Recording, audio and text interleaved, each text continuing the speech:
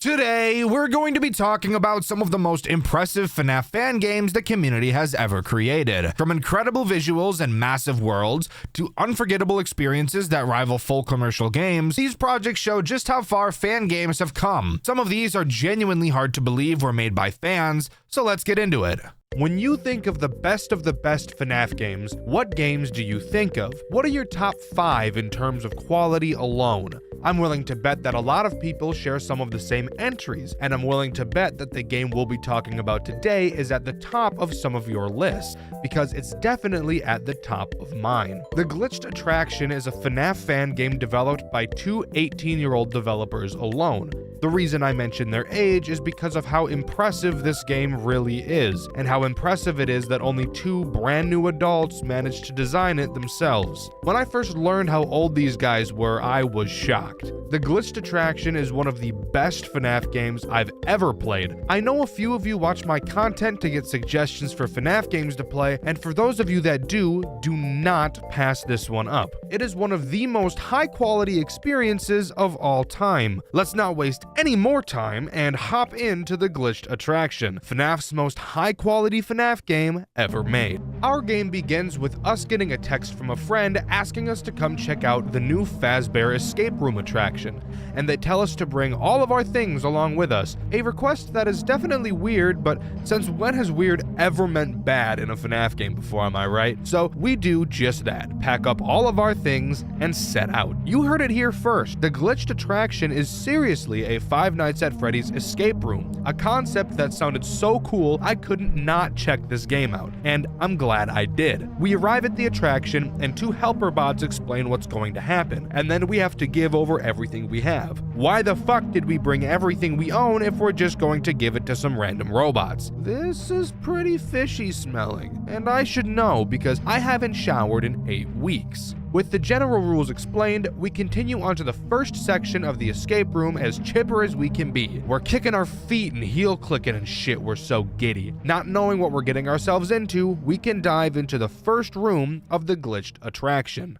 The first room has us in a room similar in style to the bedroom from Five Nights at Freddy's 4. This room, being the first, isn't very difficult, but let me go over the 4 threats you can find in this room. While you're trying to think, focus, and not be a fuck-up, Nightmare Balloon Boy will be sitting on a chair, because his fat ass wouldn't ever dream of helping anyone, but would instead prefer to sit there and be pointless. But sometimes, he gets a little antsy.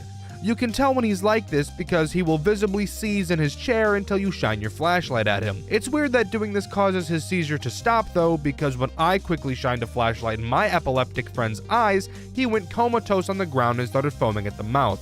But to each their own, I guess. If you don't aid in Balloon Boy's assisted suicide, he will jump off the chair and kill you. Something interesting I noted is that Balloon Boy actually makes no noise when he shakes, or even when he jumps off of his chair, leading to a majority of his jump scares feeling really awkward. I get why he doesn't make any noise, because it'd be way too easy to not lose track of him, but just something I thought I'd bring up. You'll realize there's a giant window in this room as well, which lets you see outside. Occasionally, you'll be able to see Nightmare Fredbear stalking you from between the trees. Little does he know that his eyes are actually signal beams as bright as those stupid fucking white LEDs that are now being put onto vehicles, so that when I'm driving at night, everybody's headlights look like they have their fucking brights on. So when I flash my brights at them indicating to turn theirs down, then they actually turn their brights on, which simulate what I can only imagine to be the lights of God. And then I feel like an asshole because I just flashed a guy who didn't have their brights on.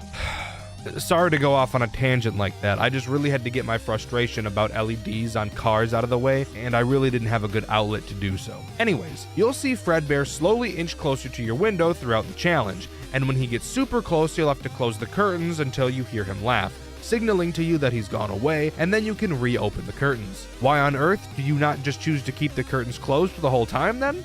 I have no idea. It's not like we need the moonlight to see. The bots at the beginning gave us a fucking flashlight, but whatever, I guess. Speaking of your flashlight, little tiny stupid insignificant Freddles will periodically appear around your room. They make the same noise as they do in FNAF 4, so hearing them shouldn't be a problem, especially considering how god-awful annoying they sound. Shine your flashlight at them and bada bing bada boom, they go away.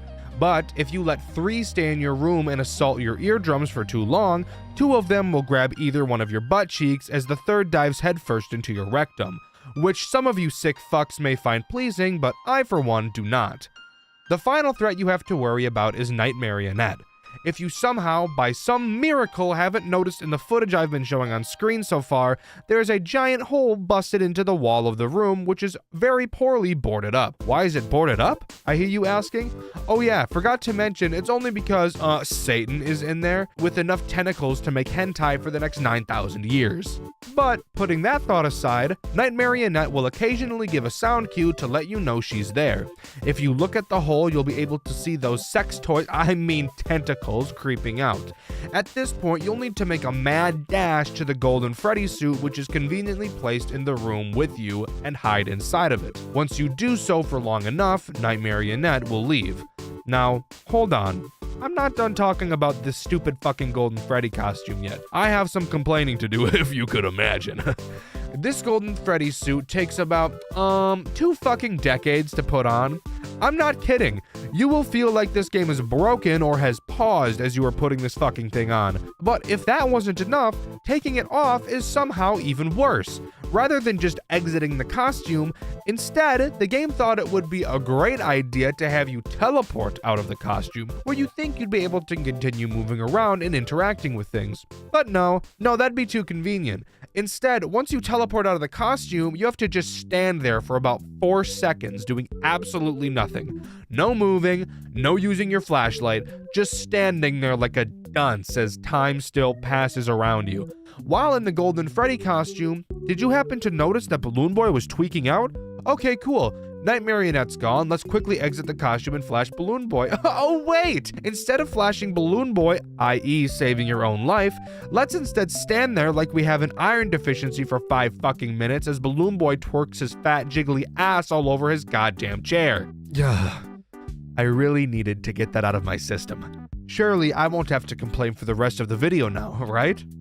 Anyways, how do we actually beat this room's challenge? Good question. You'll notice on the wall there's a picture of Freddy broken up into pieces, with each piece facing a different direction. You can turn each piece in order to make the picture look normal again, but you'll notice that one of the pieces is missing. On the dresser, you'll see the FNAF 4 box that Scott Cawthon wiped his ass with. Of course, it has 2 locks. You can find one of the keys to the locks in a drawer on the dresser, and the other key in the drawer of your nightstand.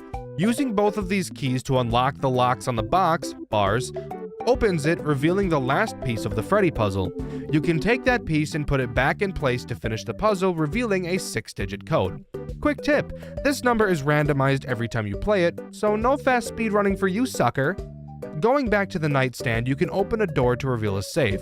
You punch that 6-digit code into the safe, open it, and find a hammer. You can then use this hammer to take the nails off the wooden boards covering the closet door, then open the closet door and escape the bedroom. Do keep in mind that as you are trying to do this, you are getting fucked from all angles by about 179 different pieces of fuck. But overall, I think this is by far the easiest room to complete, which is probably how it should be given the fact that we have a lot more rooms to go through. Speaking of, let's get to the next one. The next room is much larger than the previous. This time there are only 3 threats: Toy Chica, Mangle, and the Cupcake.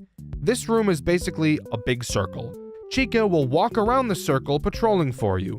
If you get in her line of sight, she will start to chase you. If she catches you, she will throw the meanest right hook I've ever seen since Muzi. You can hide in any of the several lockers lining the walls, but be aware that not all lockers can open. And if you want to know something super awesome, which lockers open are randomized each time you play. Meaning if you lose a run, some of the lockers you hid in before probably will be locked this time. Isn't that awesome? The Cupcake will also patrol around, but he is much less important. He himself can't end your run, but if you're not watching him and accidentally step on him, he will squeak, causing Chica to be alerted to your exact location. For me personally, I hate this type of mechanics in games. I want to note I don't think they're bad mechanics, I just don't like them. When there's a puzzle, I would like to be able to focus on the puzzle without having to worry about being chased at the same time. It also doesn't help that I don't handle being chased very well in any game, period. But it definitely doesn't help when I'm trying to focus on solving a puzzle on top of that. Just a me thing.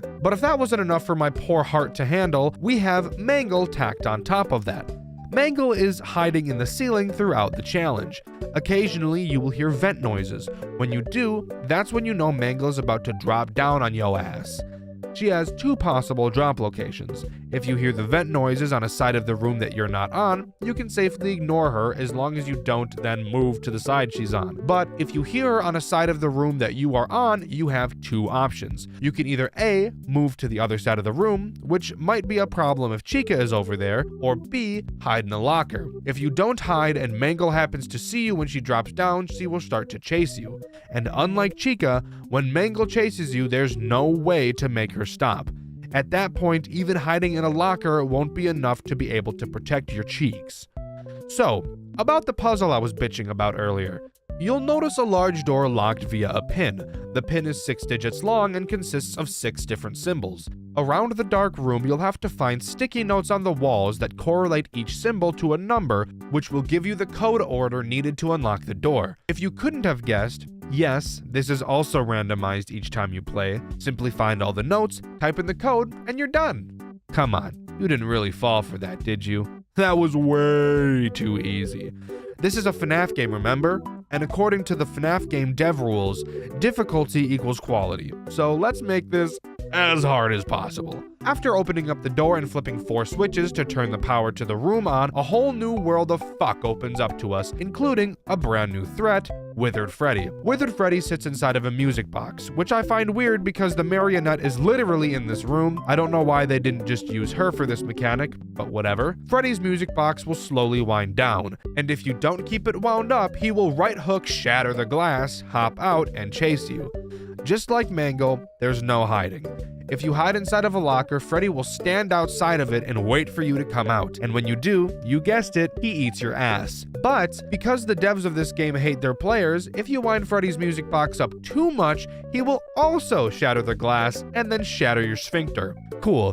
As if this wasn't hard enough for poor old Dexter to handle. What do we have to do now? Well, inside of the room you opened, there's some shit on the wall and we need to find some gears to make the contraption work. Again, you will just walk around the room and find all the needed gears and put them back in their place. Once you do, a door on the opposite side of the room will open and you'll have to make a sprint of fate over to it. And then finally, the room is complete. This room isn't bad by any stretch of the imagination. I actually really like the concept of adding another threat halfway through. I just personally hate it for reasons stated earlier, but that's just a skill issue on my part. Moving on. Do you like complex things? Well boy, do I have a treat for you.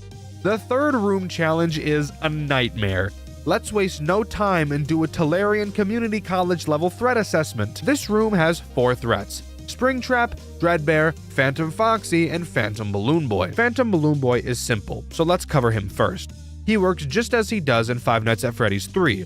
He can randomly appear on any of the cameras. If you look at him on the camera for too long, he will jump scare you and cause a video error.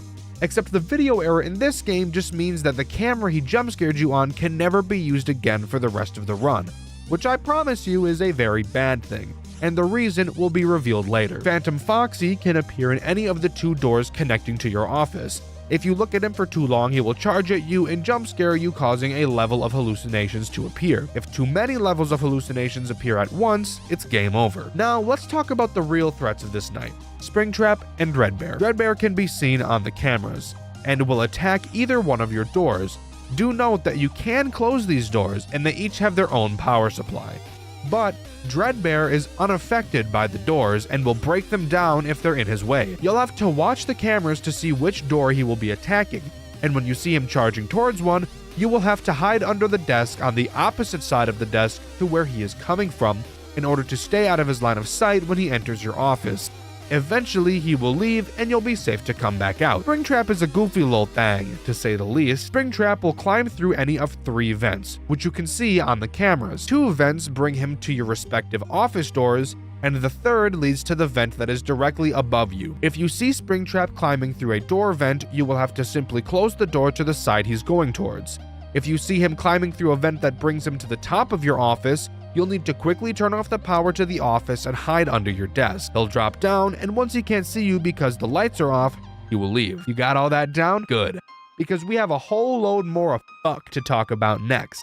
That being How do we escape this room? Well, the goal is to open a tiny vent near the ground beneath the TV screen. To start, you'll want to check near the desk to look for a code. It's random every time, and where it appears next to the desk is also random every time, so have fun. Once you get the code, you head over to the TV screen and press developer mode, and then type in the code you found in your office. This lets you activate developer mode, which opens up a door on the wall revealing a token. Keep in mind, all of the threats are active at this time. Using the token, you pop that puppy into the big arcade machine in your office, which promptly starts up a game. That's right, while defending yourself from an onslaught of fuck, you will also have to play an entirely other game at the same time. The game in question, Save the Children, is really just a bunch of fetch quests. To start, you'll talk to Balloon Boy, who is fishing and says he needs some balloons. By the way, if you couldn't have guessed, all of the items that you'll be collecting in this minigame will be in a random location every time you play, because God hates you. When you bring the balloons back to Balloon Boy, he will give you one of the fish he caught. Then you need to find Old Man Consequences and give him the fish, since the pond he's fishing in doesn't have any. Once you give him the fish, he gives you a lily pad for some fucking reason.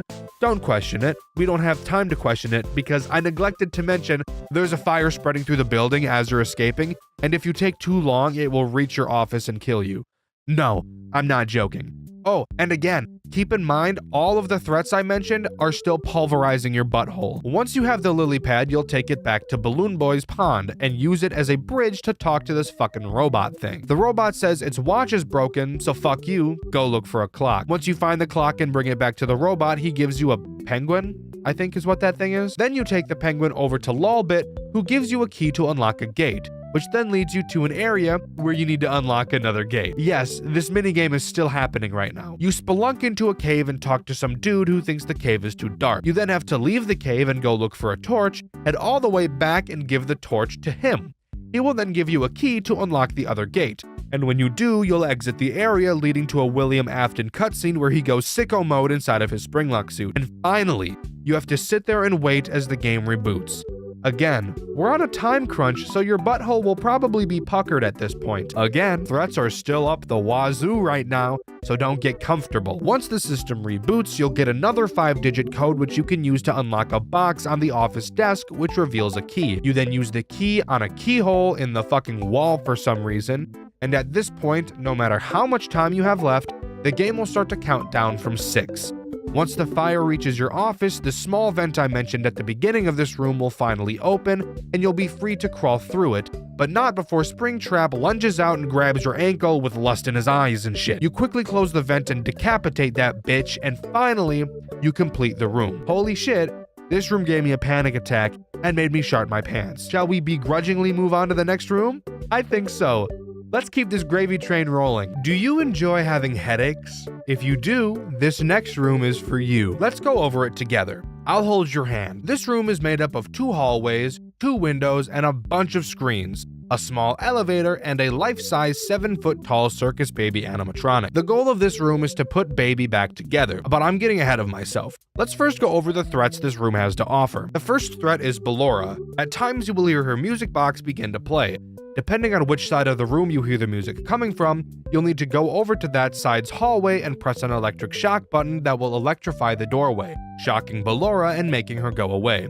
If she gets in, I'm guessing you can figure out what happens next. Ballora is the easiest threat. What else is there? Well, the 2 other threats are Funtime Foxy and Funtime Freddy. Occasionally, you will hear a gurgling sound cue, letting you know something is wrong with either Foxy or Freddy. You will have to run over to the windows and turn on the light to their room to see where they are. Starting with Foxy, if you see him doing the thug shaker on stage, you just press his shock button, and he will go back to how he's supposed to be. Be careful though, if you shock him too many times for no reason, he'll eat your ass like it's an all-you-can-eat buffet. Freddy, on the other hand, is slightly different. His light button doesn't work. Similar to Sister Location, while looking at him, occasionally sparks will fly out of the wires in his room, briefly illuminating. In this small window of time, you'll be able to see where Freddy is located. He will slowly make his way towards the window, and if he gets too close, you guessed it, ass in his mouth, eating it like a cupcake. If you see Freddy getting too close for comfort, you press the tape symbol button, which will make Bon Bon tell Freddy to get the fuck back on stage. And he promptly will. Again, like Foxy, if you push the tape button too many times for no reason, It's time for the bite of 87 on your asshole. Now, back to putting baby back together to complete the night. You'll notice that baby is missing both arms and both legs. The first thing you'll need to do is find the baby chip hidden on the desk somewhere and plug it into the monitor. For some reason, we don't plug it into a computer, but I guess that's not really important now, is it? Once the monitor comes on, we need to call for baby's different pieces, starting with her arm. The general goal is to get each piece of her delivered and then fuse each of them to her body. Before I get to the fusing part of this process, let me bitch about the delivery process. So obviously, delivering the parts will take time, which isn't what we want because, as usual, we're on a timer here. And because of it, the devs thought it would be oh so funny to have some of the pieces come in broken. And once you put them on and try to fuse them, only then it will tell you it is broken and won't work. And you'll have to take the piece back off, return it, which also takes time, and then order and wait for another piece to be delivered.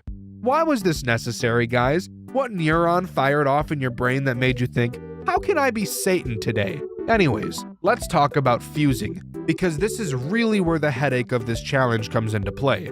Starting with fusing the head, which for some reason wasn't already fused on, even though the challenge started with her head already being on her body. In order to fuse baby's body parts back to her torso, you have to complete a small minigame. For her head, it's basically just Simon Says, but with numbers instead of colors. But don't worry, the devs weren't just being nice and thinking about colorblind people. We'll get to that in just a minute. This is by far the easiest and least time-consuming part to fuse. But if you mess up a pattern once, you'll have to completely restart the head fusing process. Let's move on to her arms. The minigame for both arms are the same. The goal of this minigame is to divert power from the left side of the screen to the right. You do this by turning a bunch of 90-degree lines and 180-degree lines in order to make a consistent path from left to right. This sounds easy, but holy fucking shit, knowing you're on a time crunch and dealing with 30 pounds of dick in your ass at the same time definitely doesn't make this a smooth process. Do that for both arms and you're on to legs, the part that makes people like me want to die. In order to fuse the legs, you have to play a color matching game. You will see two grids of colors, one grid where you can change the colors and on the other you cannot. You have to copy it. Let's get the big elephant out of the room. If you're colorblind or deficient like I am, this challenge is borderline impossible. I'm lucky enough to not be completely colorblind or I would never have beaten this in my entire life. But not only that, but the grid each time has a missing square, as I'm sure you've noticed, but I'm also sure you've noticed that missing square on your side and the missing square on the side you're supposed to copy are in different locations. That's because they rotated the fucking grid.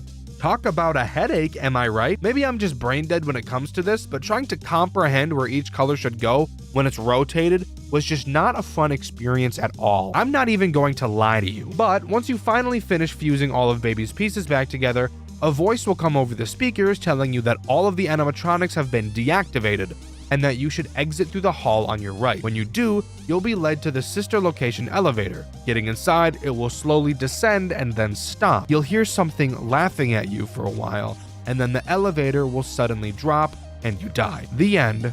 Game over. Okay, not really. That's just the transition to the next room. Are you ready? Because I sure as fuck aren't. Why did we agree to come to this place? It makes no sense. How does this place even exist? I could have died a solid 276 times at this point, and we're not even done yet. Someone needs to get this place investigated by the FBI because this is some bullshit. What a waste of a Saturday, am I right? Anyways, let's move on. After laying on the floor for approximately 8 days, we finally wake up from the fallen elevator. We walk past a large window and see the characters we just went up against. After the events of the last room, these little tiny robot things apparently grabbed all of the characters to bring them to the scooping room. And this room is presumably that. While we look across the floor of once familiar corpses, the bane of my existence and the shit in my diaper emerges from the tangled mess of wires. Ennard. This guy is the single reason why it took me so long to make this video. Why it took me a month to beat this game. For most, it certainly wouldn't have taken this long, but for me, oh my lord, this next room will give me flashbacks like Charlie in the Trees for the next 5 decades. And possibly until I reach my grave. Remember the second room? How I mentioned I don't handle being chased very well? This room made me question if I would be able to continue making videos on this channel. or if I would have to jump ships to another genre to make review videos about. I'm not kidding, not even a little bit. I originally intended to beat this game on stream on Dexter Black, and you can still see my first stream about this game where I gave up on Room 2.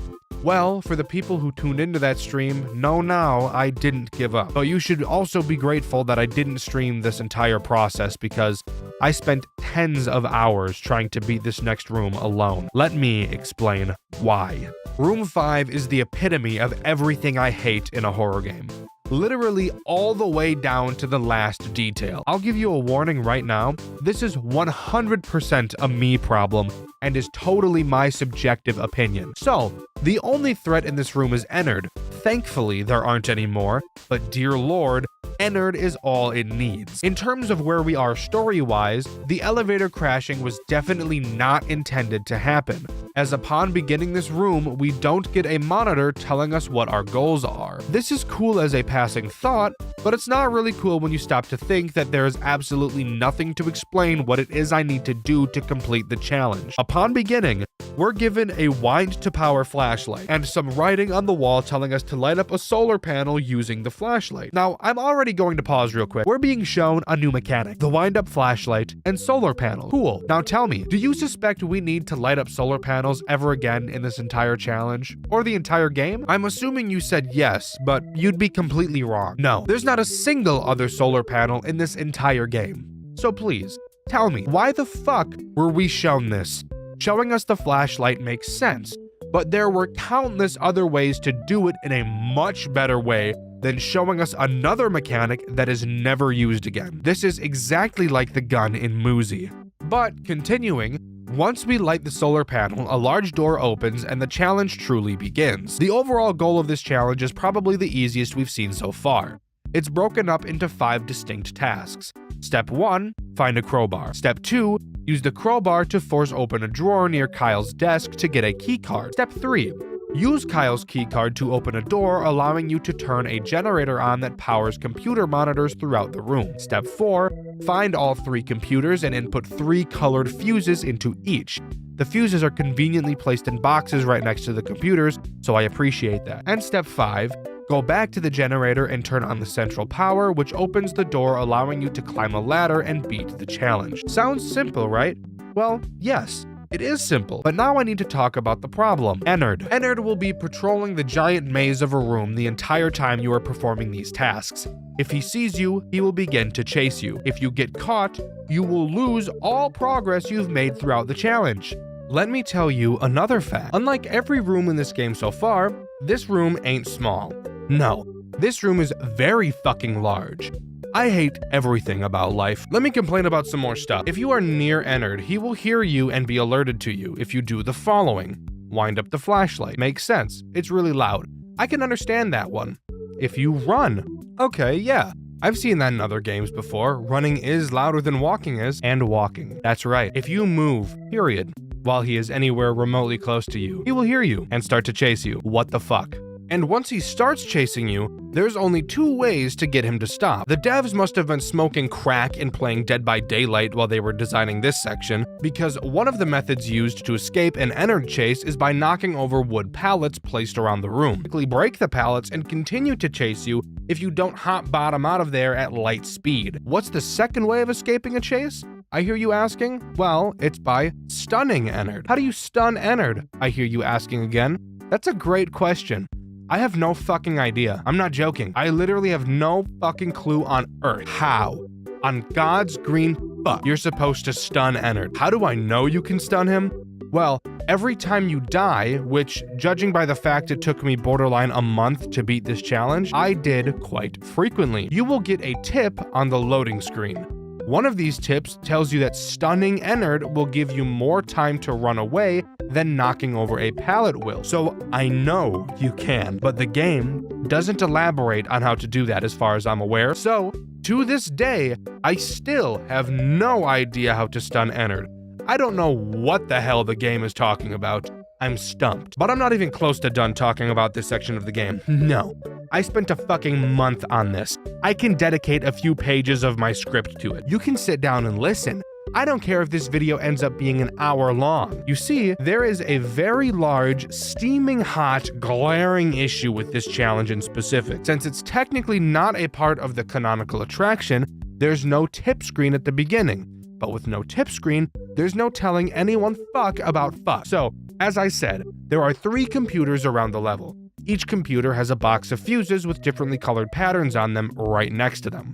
Each computer requires 3 different fuses. How do you figure out which fuses go where? Well, at first I looked at the colors of the wires going into the computer. I thought maybe this will give me a hint as to what I'm supposed to do. So I tried to grab the fuses out of the box, but I couldn't.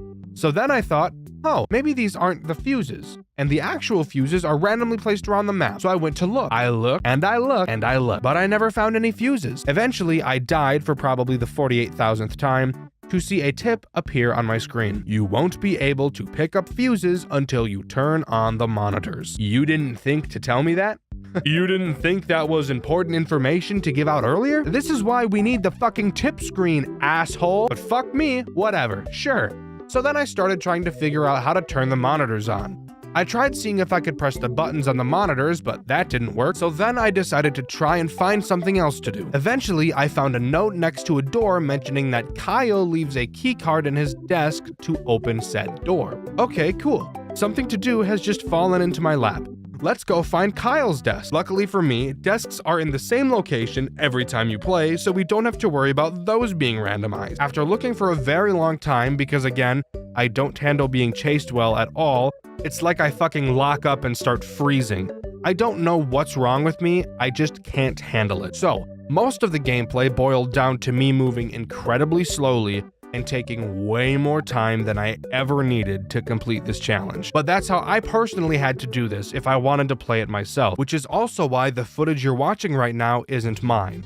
Thank you, Kono and Indie Fuel. I eventually find Kyle's desk to then find another note from Kyle mentioning that you need a crowbar to be able to open his drawer with the keycard in it. Fuck me. So, after searching for another 100 years, I find the crowbar on a desk and use it to open the drawer to get the keycard. 400 hours and 2,000 deaths later, I use the keycard to open the door and find the generator inside. Flip the switch and boom, the computers are now on. Now, 5,000 deaths later, I finally get to the point where I can pick up the fuses and match the correct fuses to the one shown on the screen. After 25,000 deaths, I managed to correctly match the fuses of all 3 computers. Keep in mind, every time I die, I have to completely restart this entire process, all the way back to shining the flashlight at the solar panel.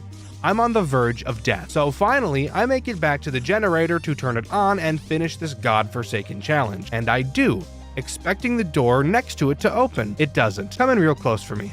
Come in real close. This fucking door needs a separate key that spawns randomly in the level. I'm going to clench my teeth together so hard that they shatter into a fine powder. This right here is what took me the longest. So finally, after 100,000 deaths, I finally get the key to the generator to unlock the door. Come on real close again for me, real close one more time. Take a guess what's in this room. Is it the exit to let me move on to the next challenge? No, it's just fucking lore. I didn't know this while I was playing. I don't watch videos about the games I play, so I had no idea what was behind this fucking door. I know that's 100% my fault, but dear God, when I tell you how fucking pissed I was when I finally figured out this after hours upon hours of attempts, I was fucking livid. I wish I was recording my attempts so I could show you my reaction. You wanna know what happened after a reasonable crash out in this room? Ennard fucking walked in and killed me, making me start from the beginning again. Once again, I wasn't recording. However, this exact same thing happened to Markiplier, so I'll show you footage of this happening to him instead. Good. I was about to say, if that guy could have come in here, I would have been so mad. How could you ever get me in here? The amount of vulgarities that emerged from my lungs at a speed of Mach 50 in that moment was astronomical, enough to shake trees and shatter the sound barrier. I was fucking livid. But again, I know full well that this entire section, this entire 4 pages of my script is an experience that only I have had. Nobody else on Earth struggled with this challenge as much as I did. Nobody in history has ever spent a calendar month pouring attempts into this section of a game that should only take 20 minutes to complete. I know it's a skill issue, and a very hard skill issue at that, but I could not, under any circumstance, neglect to mention how bullshit of an experience I had. I hope you enjoyed this segment. I eventually found the door to the generator, opened it, and climbed up the ladder into the next challenge of this godforsaken fuck-ass game. From one anxiety attack to another, let's talk about room 6. 6 divided by 2 is 3, and that's how many threats we have to talk about in this level. Awesome segue, Dexter. Thanks, Dexter. The first threat we'll talk about is Molten Freddy. Molten Freddy can appear in one of 2 vents occasionally. When you hear or see him in one, you'll have to break your mouse and spam click a lever in the vent to blind him with a light more powerful than the sun. Every time you flash him, he gets slightly pushed back, which leads to you spending an infuriating amount of time spamming the fucking lever to make him go away. The next threat is Scrap Baby. As I'm sure you've noticed, we're locked inside a fenced area. On the outside of the fence is a forest, and occasionally you'll be able to see Baby limping her way out from between the trees towards your fence. When she gets to the fence, she'll hop that shit like an Olympic athlete and fuck your shit up. To stop her, you must go to this random screen in the wall and activate the repel system, which plays the most ear-piercing sound I've ever heard in my entire life. So I totally understand why that makes Baby go away. The final threat is Scrap Trap, who in my opinion is the stupidest looking FNAF character ever designed. You can see Scrap Trap sitting on a chair down a long hallway.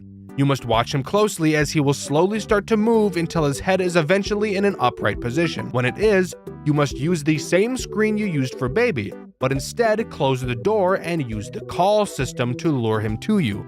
After waiting what will feel like an eternity, you will be able to hear him stand up from the chair and sprint like Usain Bolt towards the door, and pound on it like he's on speed. Then he will go back to the chair and you can open the door and turn off the call system. By the way, the call system is also the worst sound I've ever heard in my whole life. Thank you for asking. That may not sound all bad, but having to deal with all 3 of these fuckers and do the other bullshit we have to do, I promise it will become difficult to manage. So what is it we have to do? Well, the goal is to remove the chains from a fence gate so that we can open it. Simple enough. To start, you'll notice another screen different from the one used to defend yourself. On it, you'll find the opening minigame from Five Nights at Freddy's Pizzeria Simulator. You will need to complete 4 levels of this game, which in and of itself isn't a hard challenge, but when the music is pretty loud, listening for the other characters can be a problem, especially when Scrap Trap doesn't make any noise until it's already too late. After beating this game, you will unlock a prize that we can't access at this moment, so we'll get back to it in a second. Afterwards, you'll need to look around your surroundings to find 2 pieces of paper with a number ranging from 1 to 3 on them, accompanied by a silhouette of a FNAF character. You can use these pieces of paper to input a code into this little toy thing.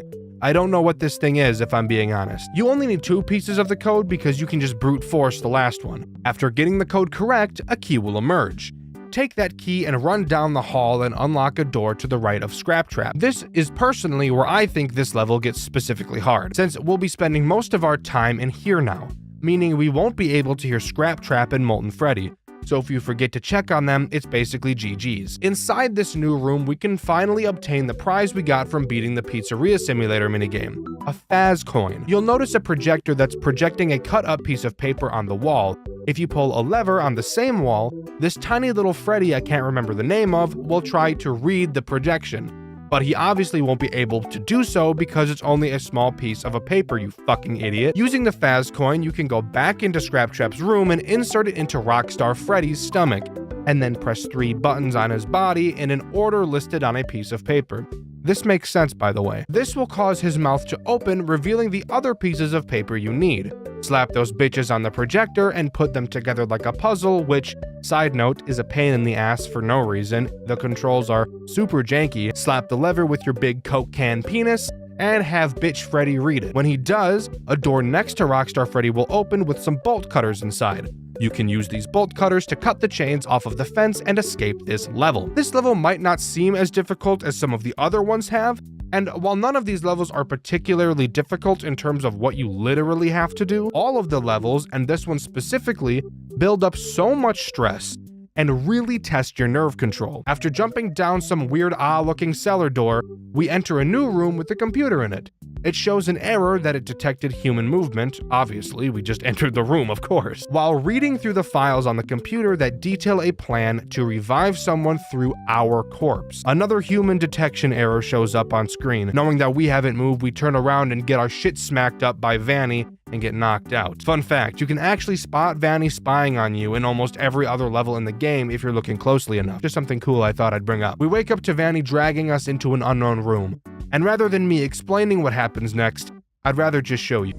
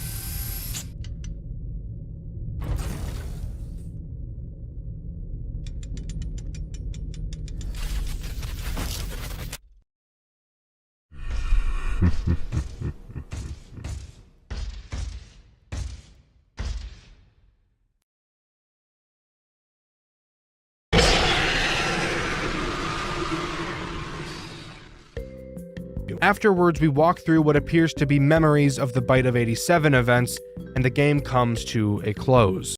The FNAF Fanverse Initiative, an idea Scott Cawthon had that was so good. The ability to bring fan game devs of your games into a closer community and allow them to sell merchandise based off of your branding is an amazingly generous and incredible opportunity. Having amazing games come out of it, such as Joy of Creation, Five Nights at Candy's, and Pop Goes, each of these creators are very passionate in what they do, and it shows. Another game to come out of the fanverse is One Night at Flumpty's 3, the third game in an incredibly designed series. But as something that has become all too familiar with FNAF fan games, as previously seen in games like Graveyard Shift at Freddy's and Dormitibus, the creators' morals and ethics of said games can be called into question. And sadly, the creator of this game, Jonachrome, had his turn on the chopping block that is the internet. Today, I'll be diving into Jonachrome's fantastic FNAF fan game series, all the goods, all the bads, and the disturbing accusations that had the light shined on them for all the public to see. Come with me as we explore the masterpiece of a FNAF game created by a deviant. One Night at Flumpty's 1 is what you'd expect from an old FNAF fan game. It's pretty much just a recreation of FNAF 1, but this game did it differently. Something I think a lot of people could agree with me on is that One Night at Flumpty's was ahead of its time. No other FNAF fan game was as well put together as Flumpty's was. You could argue Five Nights at Candy's was, but I'm not talking about Candy's right now, am I? As the title suggests, this game only features one night, but don't let that make you think it'll be a cakewalk. This one night is up there in difficulty with nights 5 and 6's from the normal FNAF games, and the difficulty increases by the hour instead of the day. Before I dive into gameplay, however, I want to talk about how amazing this game really looks. There's a lot to be said about Jonachrome, and I'll be diving more into his character at the end of the video. But Jonachrome is an artist, and a damn good one at that. Every single location in this game has so much character put into it, especially the office. Sure, there's a lot of dead things, but ignore what it is for a second and just admire how well done the 2D art in this game really is. Not many FNAF games go for a 2D approach, and I really wish more did because I think it looks amazing. Look at Playtime with Percy for another example. That game is 2D and it looks incredible. Then look at another completely flawless and probably the best FNAF game ever designed with zero competition, FNAF Shitpost. Another game with 2D art that is fantastic, and I definitely have no bias over that game at all. This game did something no other was doing at the time, and it has aged like a fine wine. But now, let's jump butthole first into the gameplay. As mentioned already, this game only has one night. But dear God, it's a long one. Each hour of this night is a minute and a half, making the full night 9 minutes long. which is a crazy amount of time for a FNAF game where you need to have good nerve control. Just like FNAF 1, you have a power system. However, it's only affected by your doors, so feel free to camp the cameras as much as you'd like without the worry of draining your power, which I promise you'll be doing often, as this game is going to rail you in the asshole with encounters, and you'll have to stay on top of each character's location. Speaking of the characters, who are they? Nice segue, Dexter. Thanks, Dexter. The first guy we'll talk about is obviously Flumpty, the main attraction. Flumpty acts both as the Freddy of this game and the phone guy. At the beginning of the night, he tells you that his name is Flumpty and that he is immune to the plot and can transcend space and time. He goes on to tell you that he kidnapped you and brought you here to be friends and that he's coming after you. And coming after you, he is. Holy shit. This guy moves at the speed of sound. Flumpty moves randomly across cameras with no pattern, and he can teleport wherever and whenever he likes. Which means, if you're unlucky like me, he can get to your office in about 15 fucking seconds after the night starts. That's awesome. I'm in for a shitty time, aren't I? I'm covering 3 games in this video? Can I get that confirmed? Hey, can you confirm that? Yeah? Yeah, alright, fuck me. 3 games in the first 15 seconds already has me stressing. I love this. If you're unable to see Flumpty on any of the cameras, that means one of 2 things. Either 1, he's on the broken camera, which I'll talk about later, or 2, he's at your left door. If he's at your left door, just close it and bada bing bada boom, he can't get in. But something you'll immediately notice is that, unlike FNAF 1, there's no windows, so you won't be able to tell when he's left by just sitting in your office. So you'll have to constantly be checking the cameras to see where he is. And when he moves as fast as he does, it can get overwhelming quickly. Let's talk about our next freak, birthday boy Blam, or just Blam as I'll be calling him. Blam works very similarly to Flumpty, except he attacks the right door and he can't teleport like a dick. He follows a set path to your right door. Just close it, watch the cameras to see when he leaves. I just queefed. That's all you have to do about him. Oh, and in case you're curious, he's also Usain fucking Bolt and moves around the building at Mach 30, so that's just awesome. The Beaver is up next on the chopping block, and yes, his name is just the Beaver. I guess Jonachrome gave up on names here, but that's okay. What does he do? The Beaver acts as this game's Foxy, which it honestly didn't even need because of how often you're checking the cameras, but who really cares? The Beaver is sitting on the toilet taking a big fat patty whacker double-decker dump and reading a newspaper with several tasteful stories in it. Next to the toilet, you'll see a roll of toilet paper. Throughout the night, the more you fail to watch the Beaver, the smaller the roll of toilet paper will get. When he runs out of toilet paper, the Beaver will sprint at your right door. Also, quick side note, the Beaver has knife feet. I don't know why, it's just something interesting to note. Who's up next, huh? Who do I have in my sights? Boom! Grunkfuck, Grunkfuss the Clown. Arguably one of the most popular characters to come out of this series. Grunkfuss is the first character I've mentioned who doesn't start at the beginning of the night. Instead, he starts at 4 a.m. I love this clown's mechanic. It's incredibly cool. I should mention that this game deliberately doesn't tell you how to play, and it doesn't describe how any of the characters work, leaving you to figure it out yourself. I love this idea, and it can lead to you feeling pretty smart when you find a small detail that can help you figure out how a character works, and Grunkfuss is a perfect example. Grunkfuss doesn't show up on your cameras. Instead, he is only ever visible inside of your office. As the night goes on, he will become more and more visible via a hole in the wall of your office. Well, that doesn't sound fair, I hear you say, and I usually agree, until you put your thinking cap on and realize there's a hint in this game that perfectly explains how Grunkfuss works. On camera 5, there's a hole in the ground with 30 eyes inside. That number is very important. Every time you lift your camera up, you'll notice that one of the 30 eyes have disappeared, and every time you pull your camera down, Grunkfuss becomes more visible. If his eyes reach 0, when you pull the camera down, Grunkfuss will grunk-fuck your shit up. I think this is such a cool little hint this game gives you to explain how he works. You could easily play through the whole game and never piece this together. This is something I really love when games do, and I'd really like to see more of it. But we've still got more to talk about, buddy. Let's move on to the Red Man. Red Man becomes active on hour 3 and starts on camera 3. You'll notice throughout the game up until this point that camera 3 has never been visible. That's because Red Man isn't technically visible on the cameras. Whichever camera he's on will be blacked out, which lets you know where he is. Redman slowly moves from camera 3 to your left door where you'll be able to see him and close it. Just like the other door characters, you'll have to watch the camera for when he leaves. This brings me back to a point I made when talking about Flumpty. If Flumpty or Blam are on the same camera as Redman, they too won't be visible, meaning there's a possibility you won't be able to find them, and a possibility that you'll shit your pants as I did when I couldn't find Flumpty because he was camping out with Redman. So that was fun. The final character I have to briefly mention is Golden Flumpty, and I say briefly because there's not much to talk about. Sometimes you'll see him in your office, and when you do, you have to quickly pull up the cameras. If you don't, a dead sandwich is what you'll be turned into. In terms of characters, that's all One Night at Flumpty's has to offer. This game can be brutally hard. Obviously, like any FNAF game with enough practice, you'll be able to beat this game like clockwork. But hot damn, your first run through might very well be pretty difficult, especially considering you're not taught how to do a goddamn thing. But that's the first game. I'd personally say that it's fantastic. But what if I told you the second game is even better? Let's waste no time and jump into it. One Night at Flumpty's 2 is visually just as great as the first.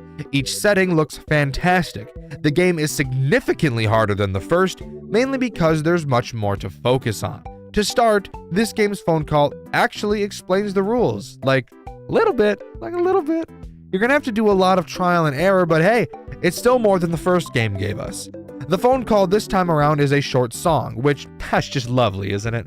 The song explains if our lights are off, we're safe, and if they're not, we're about to get our cheeks spread apart so hard they rip off. So, why is the light so important? Well, let's do what we do best and go over each threat one by one. Let's start with Flumpty. As he was in the last game, he's pretty basic in terms of mechanics. Like in the first game, he teleports around wherever and whenever he pleases, so don't think for a goddamn second you're safe, because you're not. He's hungry for ass, and you got a whole lot of it.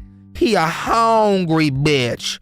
If at any point you can't find him on the cameras, he will be right outside of your door in the hallway, and in a few seconds, will pop his head in and give you a blumpkin. Characters looking into your office actually brings up one of this game's central mechanics, which I think is really cool.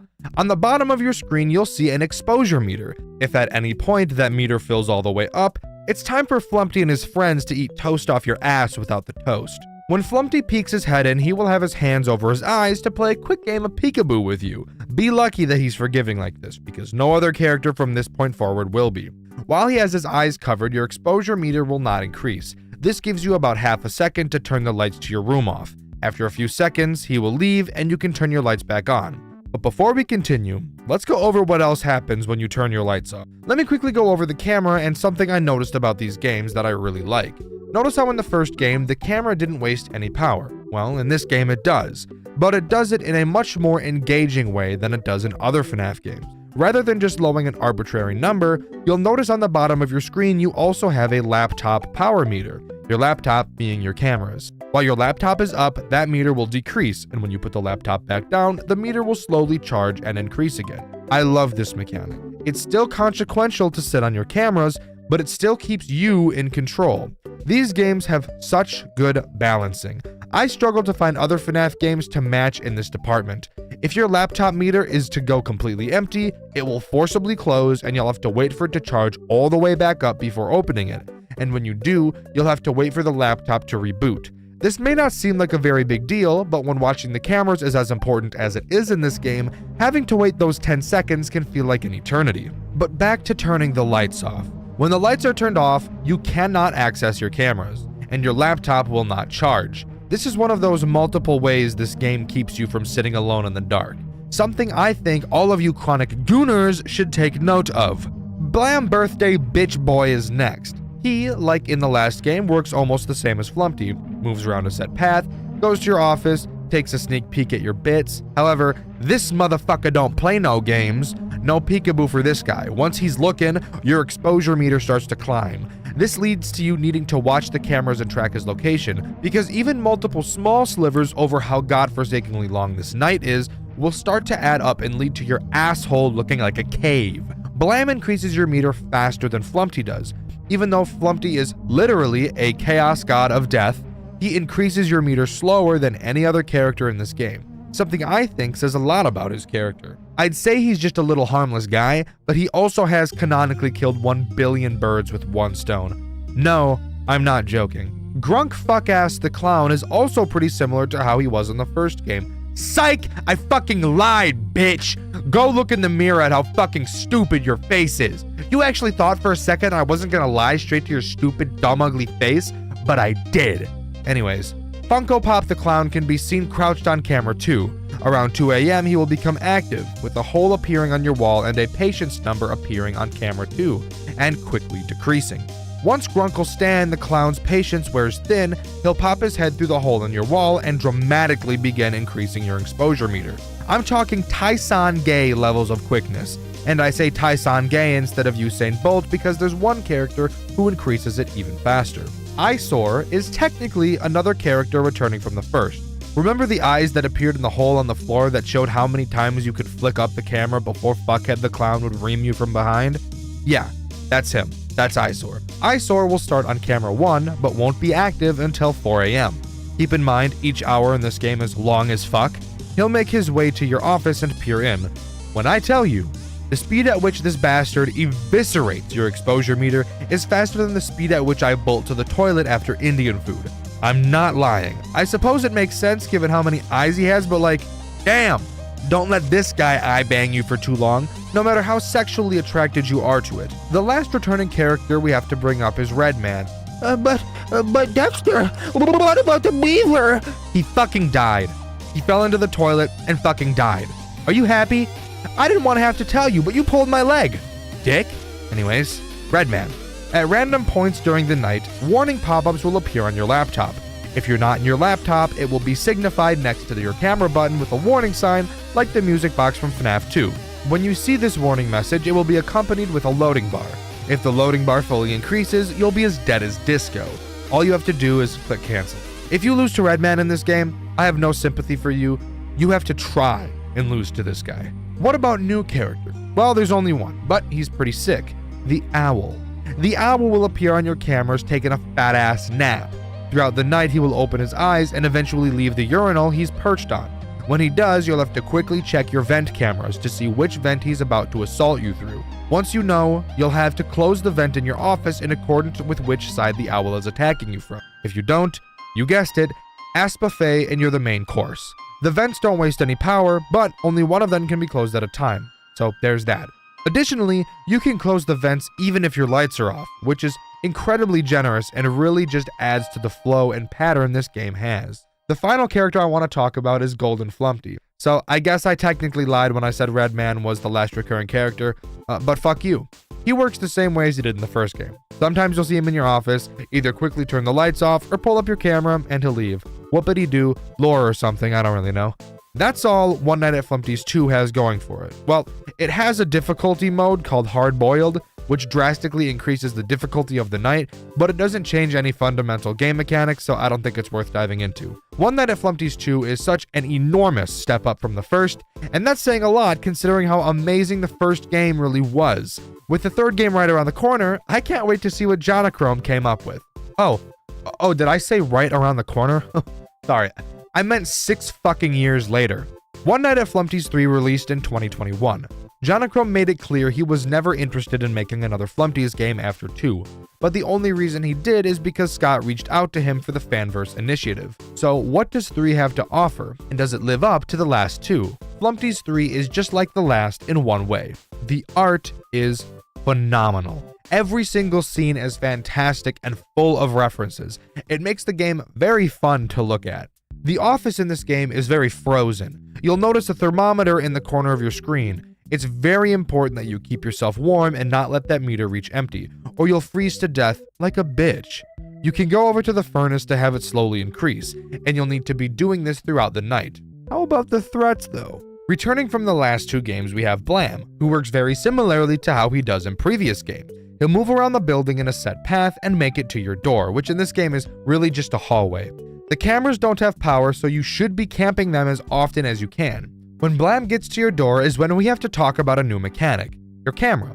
On the bottom of your screen, you'll notice a camera button with 20 uses. That's right, you can only use this camera 20 times throughout the night before it won't work anymore. So you better make sure you're keeping track of where every character is, because you don't want to waste any of these flashes. When Blam gets to your door, all you have to do is flash the hall and he'll run away. But be aware, There's no visual or auditory cue to signify that he's there, which is why watching the cameras is so important.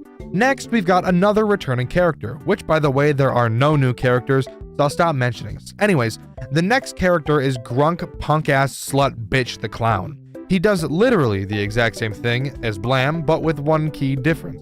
You do not want to flash him when he's in the hallway. The flash makes him scared and he'll pee his pants.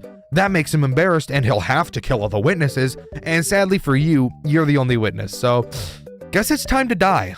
But being serious, while Grunkfuss is technically easier to deal with than Blam, he really makes you make sure you know where everyone is, because one false flash and it's game over. Next up on the chopping block, as I've said for the second time this video, is the Red Man. He becomes active at 1 AM and will make his way towards your furnace. On his furnace room camera, you'll see a warning telling you to stay away from your furnace. If you go to warm up by the furnace while this message is present, he'll eat your ass from the back, which I know some of you dirty freaks want, but for the rest of us normal people is something we'd prefer to prevent.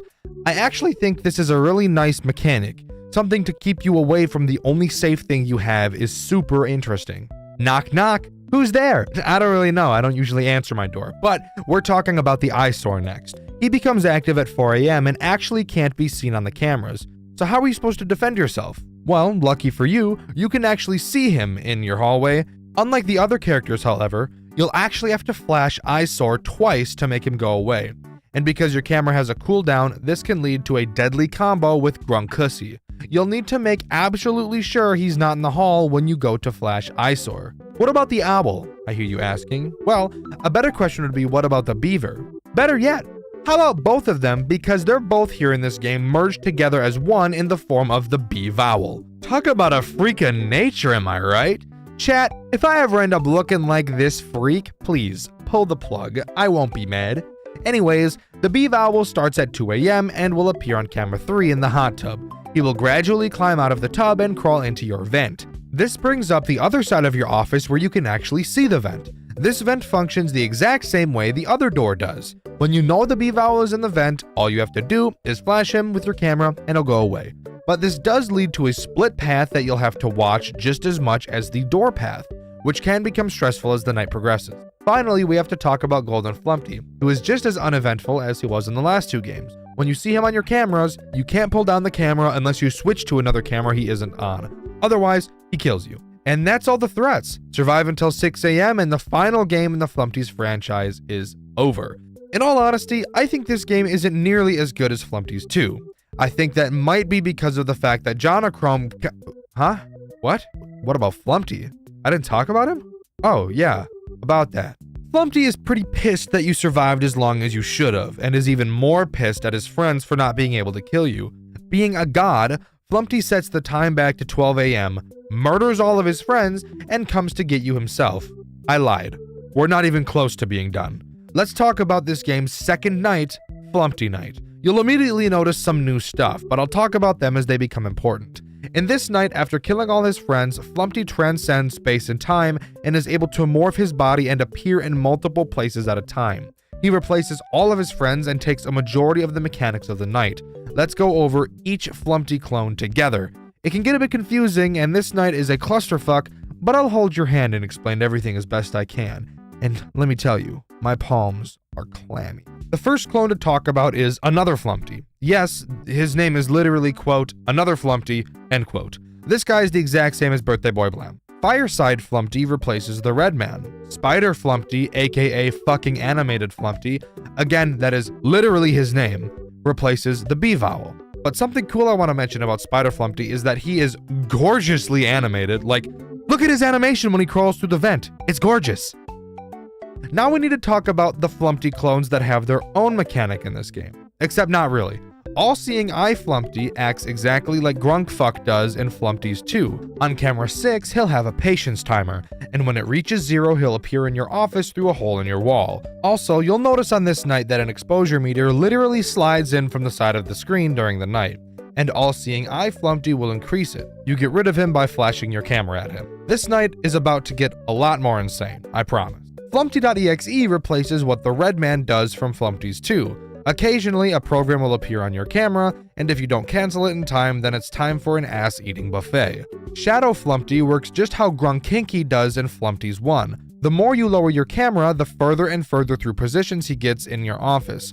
Lower it too many times, and he's gonna go spelunking in your asshole. I'm talking pounding ass pickles. Door Flumpty is where the 2 extra doors on your office come into play. He'll appear on either camera 8A or camera 8B. You can stop him by turning on your laser doors to keep him out. Also, you'll notice you have door power at the top of your screen, so just something else you'll need to keep track of. Are you stressed yet? We're not done yet. While on your camera, sometimes you'll notice something really cool. Flumpty will fucking move the cameras 8A and 8B around to change which door that Door Flumpty attacks from. The first time I saw this while playing, I was freaking out. It's honestly such a cool idea that I've never seen done before. Finally, we have to talk about Virtual Boy Flumpty. Once 3 AM hits, if you look at your camera, you'll see a new section of the map that was never there before slowly lower from the top of the screen and add 2 new cameras to the game for you to keep track of. I want you to keep in mind, all the other bullshit I've already mentioned is still happening right now.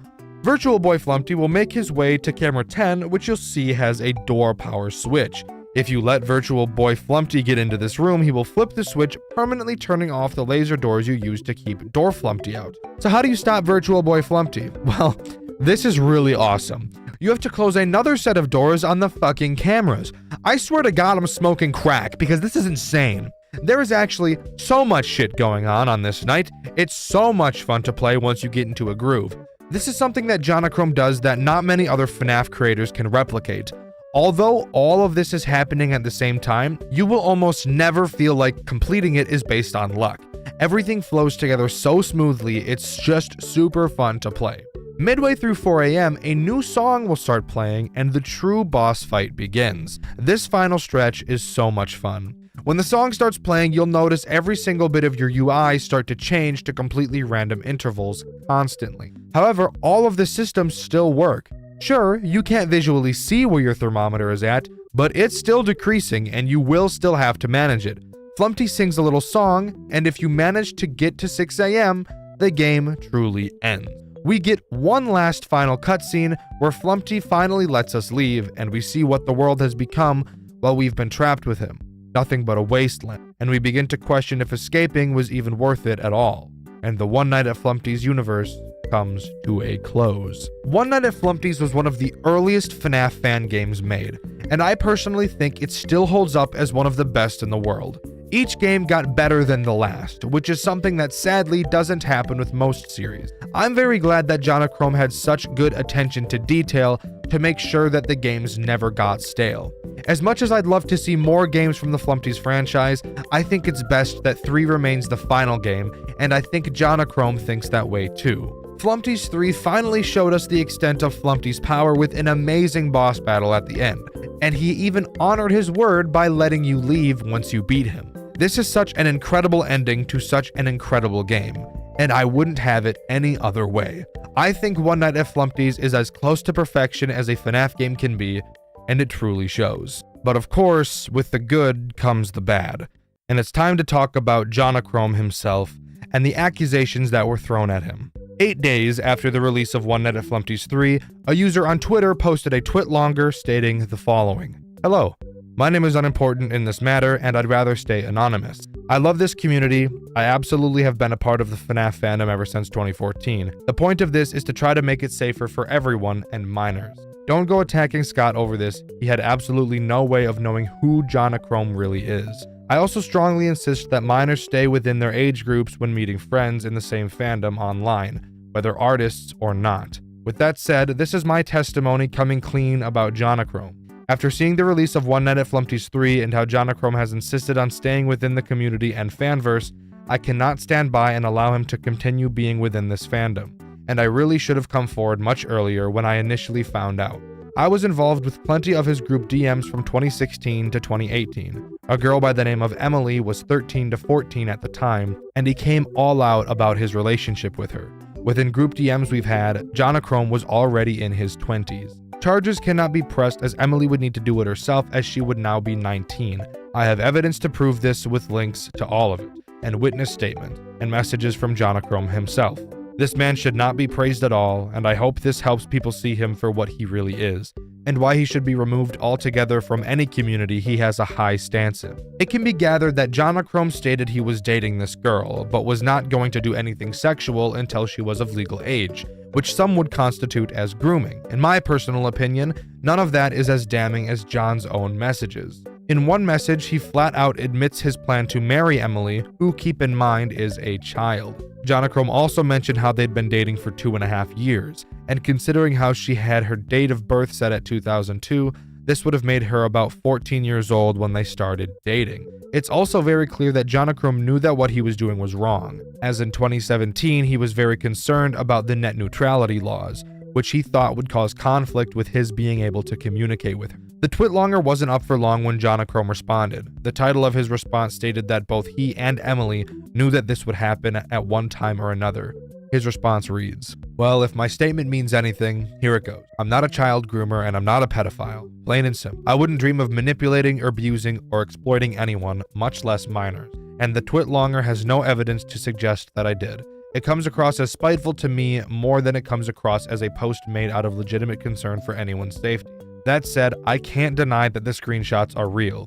When Emily and I met, dating wasn't even a consideration for obvious reason. We were friends who got along really well. My first relationship was with someone my age, which only lasted a few months because we didn't communicate very well. That was when I started questioning what was really important in a relationship and what actually makes two people compatible. I realized that Emily and I share the same religious beliefs, we have similar sense of humor, there's a lot of overlap in our interests and hobbies, and we could both comfortably talk about a lot of things. We both felt like maybe we were meant to be together and were just born at the wrong times.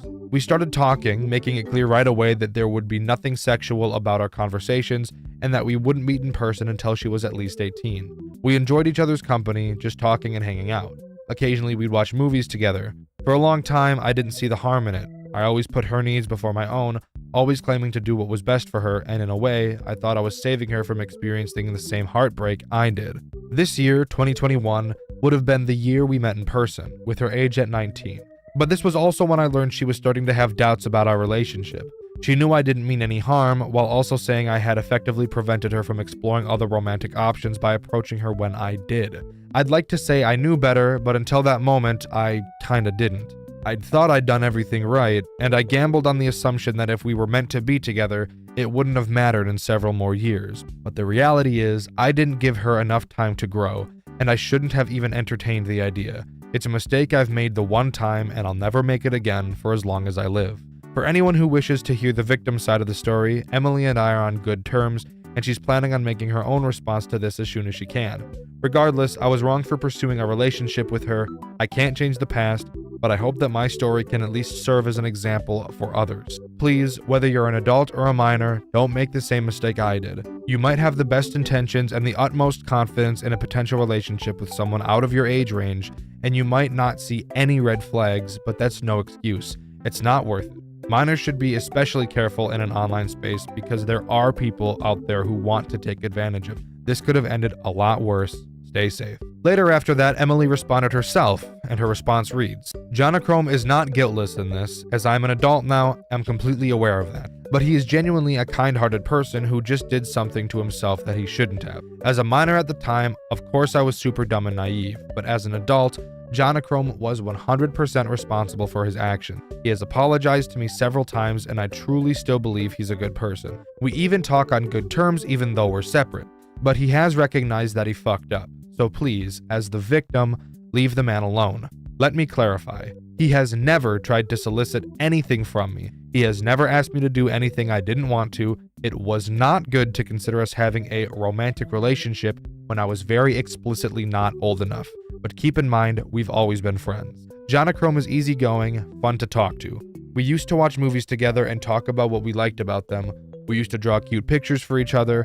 We used to talk about the games we'd like. Morally, it was wrong to have romance between us, but it was innocent too. To say that it was grooming is where it becomes gray, because I feel like it was definitely unintentional somehow. That sounds like I'm confused, but I know why that is. If he had malice intent, he would have been much more persistent than he was. But no, he's not dangerous whatsoever. If Jonachrome attempts something like this again, yeah, I don't think I could trust him. He has done something awful, but that doesn't mean he himself is awful. What matters is how he moves on. If he's learned from this to know not to go any further from what he did to me. I was the one who confronted him about how our relationship would cause too many problems as an adult, and that's why I broke ties. Over those 6 years, I can say confidently that I care about the man's well-being. I don't want him to suffer. Let me say this again. Legally, he has not committed any crime.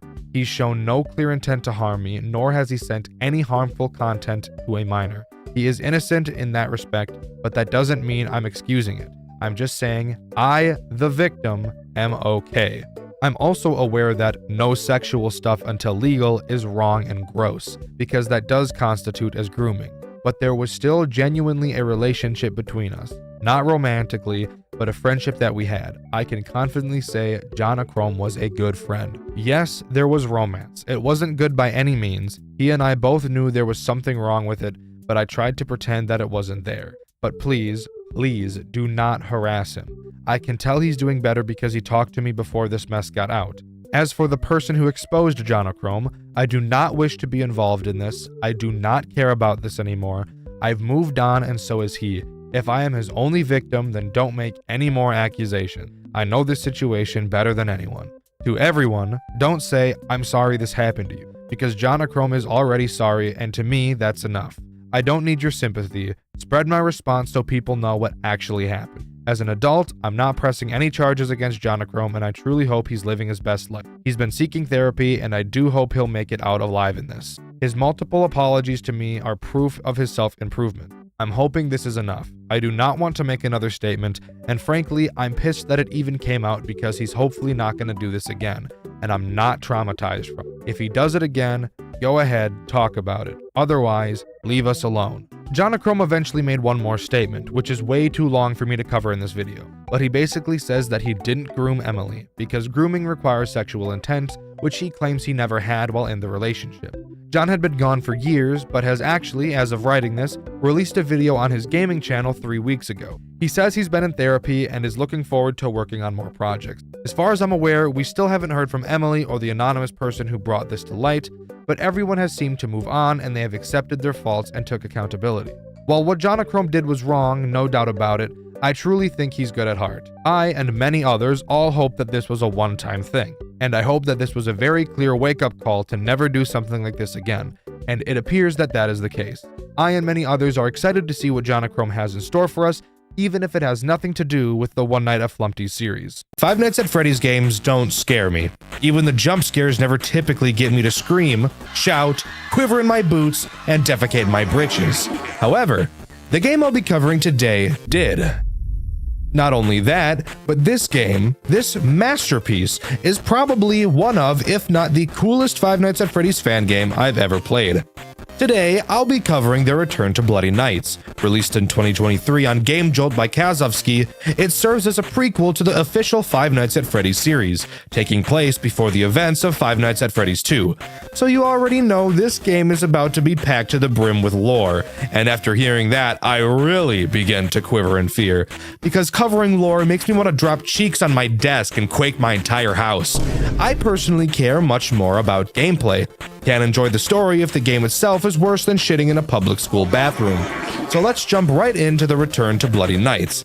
I'm sure I won't lose my mind, even a little bit. Starting up the game, we're greeted to an opening cutscene, where we can see Spring Bonnie playing a tune and getting his jiggy on. We appear to be inside a Freddy costume, and given when this game is taking place, I can only assume that this is either a Golden Freddy suit or a Fredbear suit. Looking around in the suit, I noticed literally Satan chilling in the darkness. Sup, Satan? And shortly thereafter, we're thrown into the menu. The return to Bloody Nights has the typical Five Nights formula, with a difficult 6th night at the end. Split up into days of the week, it gives it a bit more character, which also makes sense. When a girl asks you what day it is, you don't say the 4th day, you say Thursday like a normal person. But all you little freak geeks probably respond by instantly jeebing in your pants because a woman has never spoken to you before because you're chronically online. Don't lie. We all are. Nothing to be embarrassed about.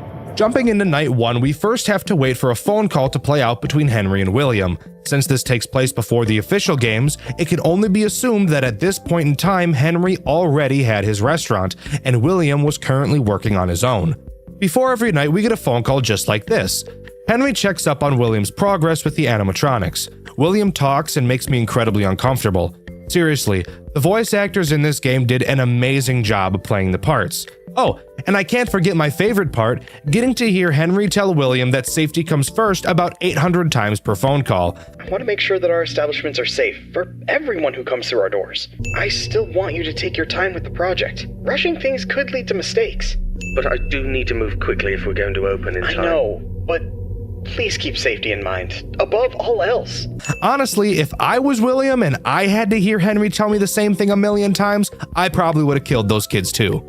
Moving into the office, we get to listen to yet another phone call. Holy shit, I'm gonna tear my pubes out.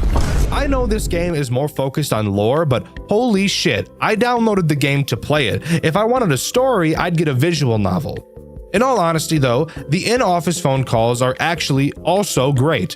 Again, the voice actor did an amazing job playing the part. He tells us about the restaurant, whatever the fuck. Tell me about the robots, bro. That's what I'm interested in. Night 1 introduces Spring Bonnie. I'm sure you could have guessed. This game takes place in Fredbear's family diner. We play as a guy named Scott, which I might add is probably the whitest name of all time. Spring Bonnie does exactly what you think he does. Starts on the show stage, shimmies around the cameras like he just sprayed some cologne in the air, and brings it around town to your right side office door. It's at this point where I should establish how the doors work in this game. You'll notice that there are no lights. However, you do have a flashlight, so you can flash that puppy into the doorways to see what's there. However, you'll notice that your flashlight doesn't illuminate the entire doorway, so you'll have to move your flashlight around to actually see the full picture. It's also because of this that we get my favorite part of this entire game. Oh my fucking god! Holy shit! Oh my god, that was fucking cool as shit! Oh my god, bro. Holy shit, that was awesome. The moment I saw this, I thought to myself, yep, for sure. This game's getting a white video. The fear in my voice in that clip was genuine. I know a lot of creators on this site like to fake and hype up their reactions because it makes good content, but if you watch my second channel, Dexter Black, you'd know that all of my reactions are real. So not often will you catch me getting scared like that, but hot damn was this cool. As I'm sure you could guess, when you see Spring Bonnie in the doorway geeked out of his mind, you need to close the door and wait for a sound cue letting you know he's left. With only one animatronic, I'm sure you could guess that this night is incredibly easy, so let's move on to night 2. Night 2 introduces Fredbear. He acts the same way as Spring Bonnie, except he attacks the left door rather than the right. Since that's pretty boring, let's talk about the cameras and why I think this game does animatronic movement correctly compared to other games. Something I've noticed in a lot of FNAF games is that characters have a path. No shit, that's how it's always been. But you'll notice in most games that this path is very basic. For example, I move from camera 1 to 2 to 3 to 4 and then arrive at your door. Very basic. This game and a few others do something really cool.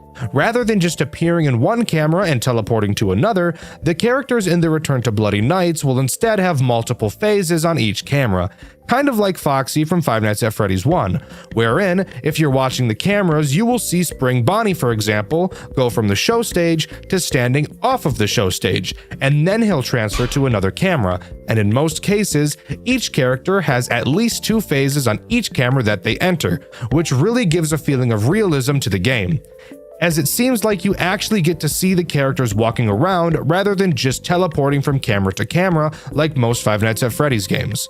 Another game that pulls this off really well is A Bite at Freddy's, a FNAF fan game I've covered on this channel, and you can watch my review of it after you finish this one. It's a fantastic video if I do say so myself, which I do. Anyways, on to Wednesday, which introduces 3 new threats, those threats being, hold on a second, 3 new threats in one night? Did I read that right? Hold on, let me check. Oh my god. Yeah, that's right. 3 new animatronics become active on this night. God damn. Talk about going from 1 to 100 in a fraction of a second, good lord. Well, let's start going over them, shall we? Starting with the least infuriating of the three, we have the puppet. An area of your office I have yet to mention is the prize corner, which is directly behind you. Here you will be able to see prizes. Who would have thought? This is also where you can see a bunch of fun references like Sonic, FNAF, Cuphead, and a bunch more. I had a lot of fun pointing out as many references as I could while playing, which you can see in my full playthrough on my second channel, Dexter Black. The puppet has a chance to appear at any time throughout the night behind you in the prize corner. It doesn't move through the cameras, so there's no way to predict when it's going to attack. However, thankfully it does play a sound cue that lets you know it has appeared behind you, telling you to get off that computer call and kiss it on its hot mouth. When you hear this bell jingling sound cue, you have to quickly whip around and find it in one of 3 locations with your flashlight. Once you find it, it'll quickly hide away like a bitch and you're free to continue. The puppet is really never a problem throughout the nights, acting more of an annoying distraction than a real threat. But now, I get the misfortune of talking about the other 2 threats that this night places in my anus. So let's cover the spawn-camping dickhead Fredbear 2.0. Fredbear 2.0 doesn't appear on the cameras. Instead, he appears right outside of your right door. That's where he starts. Yeah, he begins the night already outside of your door. And that's the furthest away he'll ever get from you. Isn't that just the worst thing you've ever heard in your life? I think I'd rather be diagnosed with butthole cancer. Fredbear 2.0 has multiple phases before his actual attack. You'll have to constantly flash your light in the left doorway to check his progress, which takes your attention away from a crucial character you need to watch on the cameras, whom I will talk about in a moment. As he gets closer and closer, you'll get to hear him talking right in your fucking ear, which is a pain in the ass because I'm trying to listen for movements and bell jingling at the same time. So I'd really appreciate it if you'd hop off my cock. When Fredbear 2.0 gets to your door, he will crouch down to try to get in. Which, by the way, looks crazy cool. I love animations like this in FNAF games. It adds so much life to them. Something you'll notice about Fredbear 2.0 in comparison to the other animatronics that attack your doors is that he appears to linger at them for much longer than the others. You wouldn't be crazy for thinking that either, because he does. When Fredbear 2.0 crouches down, he won't instantly enter your office like Fredbear and Spring Bonnie do. Instead, he'll wait about 8 seconds before actually attacking you, giving you time to check on the puppet and Mr. Dickhole, who I'll be covering next. That may sound like a nice gesture. Aw, he's giving me time to worry about my other problems. What an emotionally intelligent guy. No, this guy is a dick. Something I should mention is that there is no power system. However, there is generator heat. What causes the generator to go up? That's right, using your doors. No matter how much you think you're going to be able to consistently time out when Fredbear 2.0 is going to attack, I promise you that you'll get it wrong a few times. And because you know that you're going to get it wrong, you'll probably feel inclined to play it safe and close it sooner than you technically need to. And this is where he gets you. Because even if you close the door early, his timer still has to count all the way down before he attacks, leaving you with your generator heat increasing while that dickhead just stands there like a dunce for half a century. On later nights, you'll be getting attacked pretty frequently, so having this guy waste even a few seconds with your door closed can be the cause of a run to end later down the line. Alright, I can't put it off any longer. I need to talk about the most infuriating character in this entire game. Spring Bonnie 2.0. Spring Bonnie 2.0 acts much like the original, slowly creeping his way through your cameras until he can reach your office. But there's something interesting to note about him. While he's on the cameras, you can see that he's covering his face often, almost like he's playing hide and seek. And the reason for that? It's because he literally is playing hide and seek. When his robot AI was being designed, they made a hide and seek function that was meant to be used to play with the kids, but instead it's being used to play with my ass like a bongo drum. That doesn't sound too bad, Dexter. I think you're overreacting. No. Bullshit. No, I'm not. Unlike Spring Bonnie, Spring Bitch 2.0 doesn't appear in your doorway. Instead, he'll just pile drive in. So the key is to watch the final camera he appears on. He has 3 phases in this long hallway, the final of which has him close up and personal to the camera.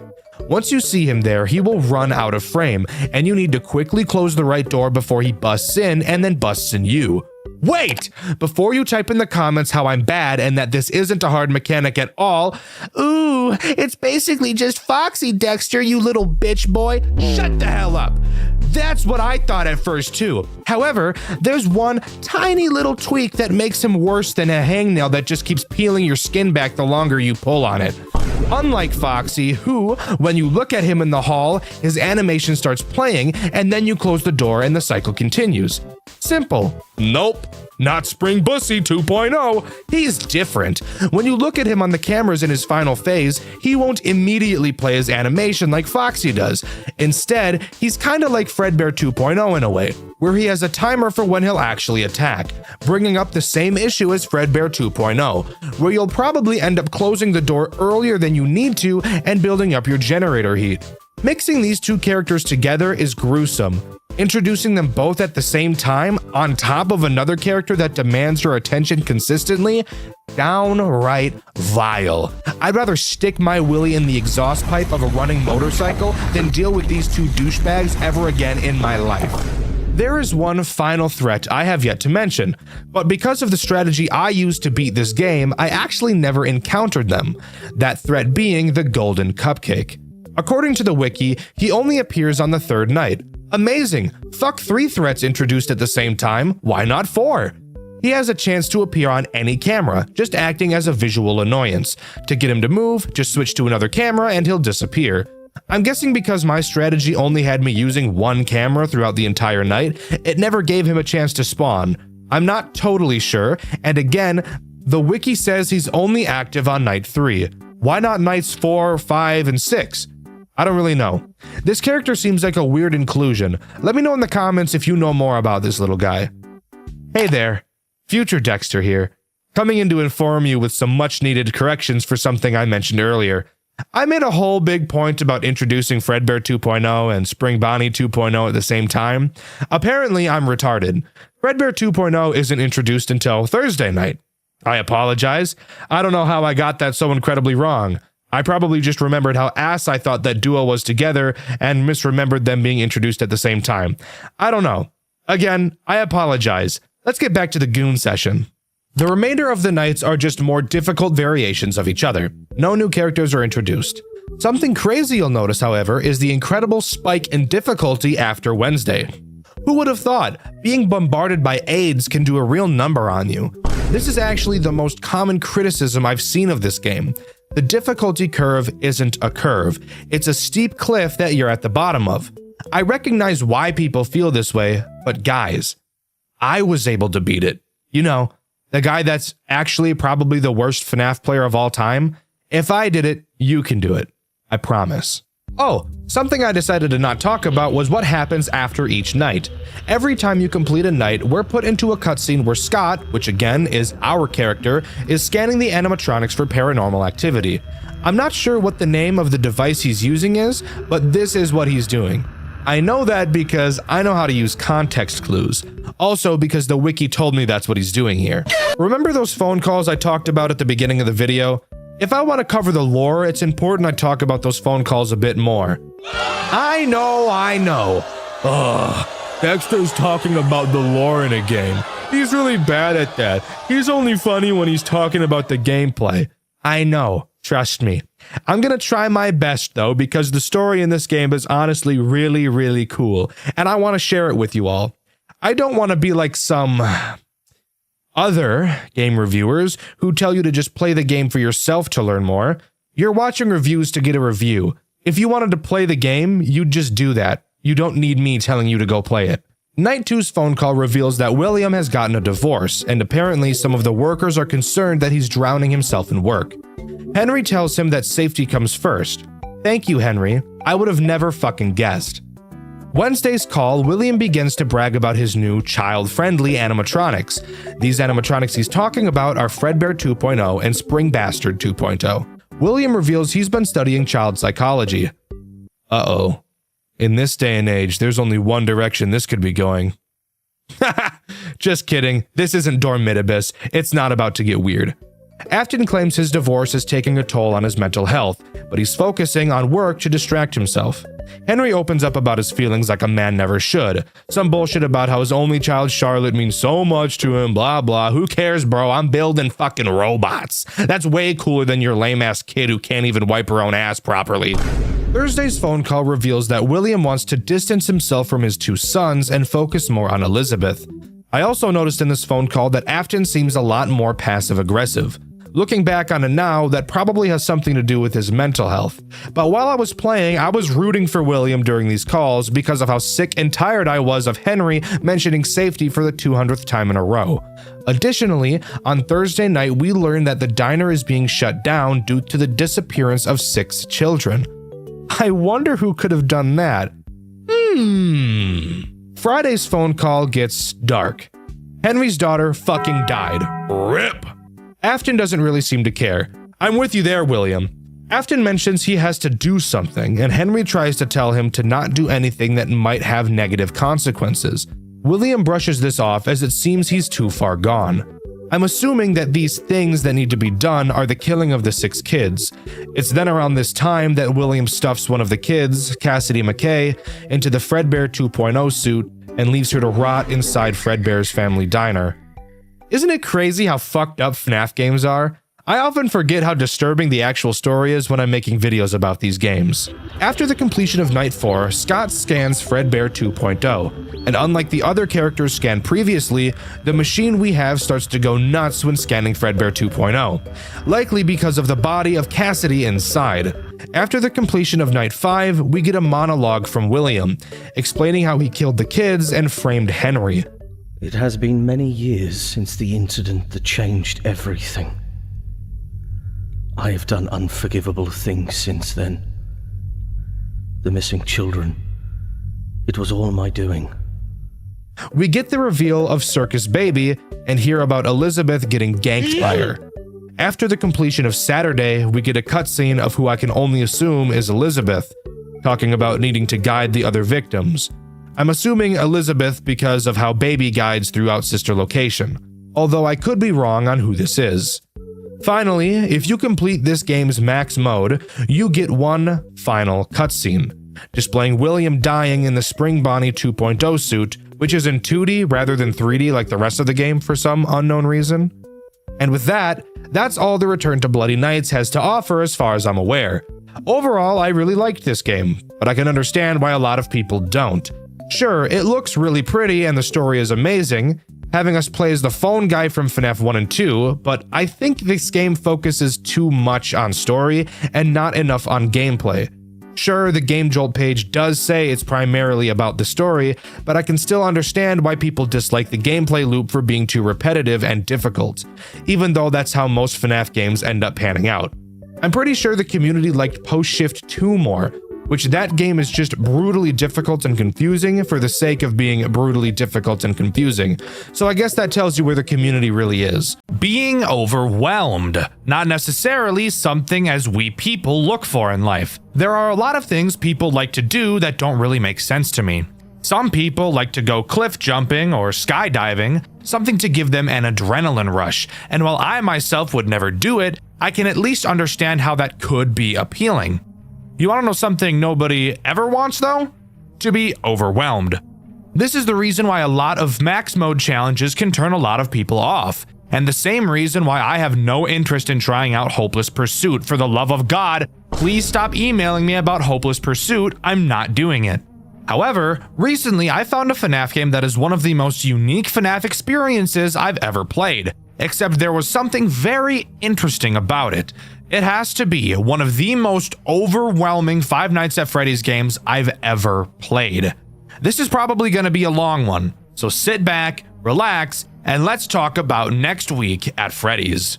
Next Week at Freddy's takes FNAF 1 and completely reworks everything about it, adding several brand new mechanics to make your heart sink into your ass. And nothing explains this feeling better than when you load into the office and turn around for the first time. Oh, whoa. Whoa, oh. Oh. Oh. Oh. Fuck. This is the control panel, your main mode of defense throughout this game. If this looks like a lot, that's because it is. Here's a fun fact. I actually went to play this game around 4 months ago. But after seeing this monstrosity behind me, I actually ended my recording and chose a different game to play because of how ridiculous it looked. This control panel is intimidating. There are so many switches, levers, and panels on this thing. I wouldn't blame you if you decided just from glancing at this that this game wasn't for you. To really understand just how much shit goes on in this game and how much you'll have to learn, this game actually gives you a tutorial night where you can mess around with everything in the building for as long as you want, because just throwing you into the game would 100% be too overwhelming. Next Week at Freddy's doesn't have any phone calls, nobody to help you and to explain to you what to do. Except there kind of is. This is Comcat. Get used to seeing him a lot. His first major role is in the tutorial night, where he will teach you how to use the computers and teach you the mechanics of each important camera in the game, which, by the way, there is a fuck ton of them. So strap in and get ready because it's about to get insane.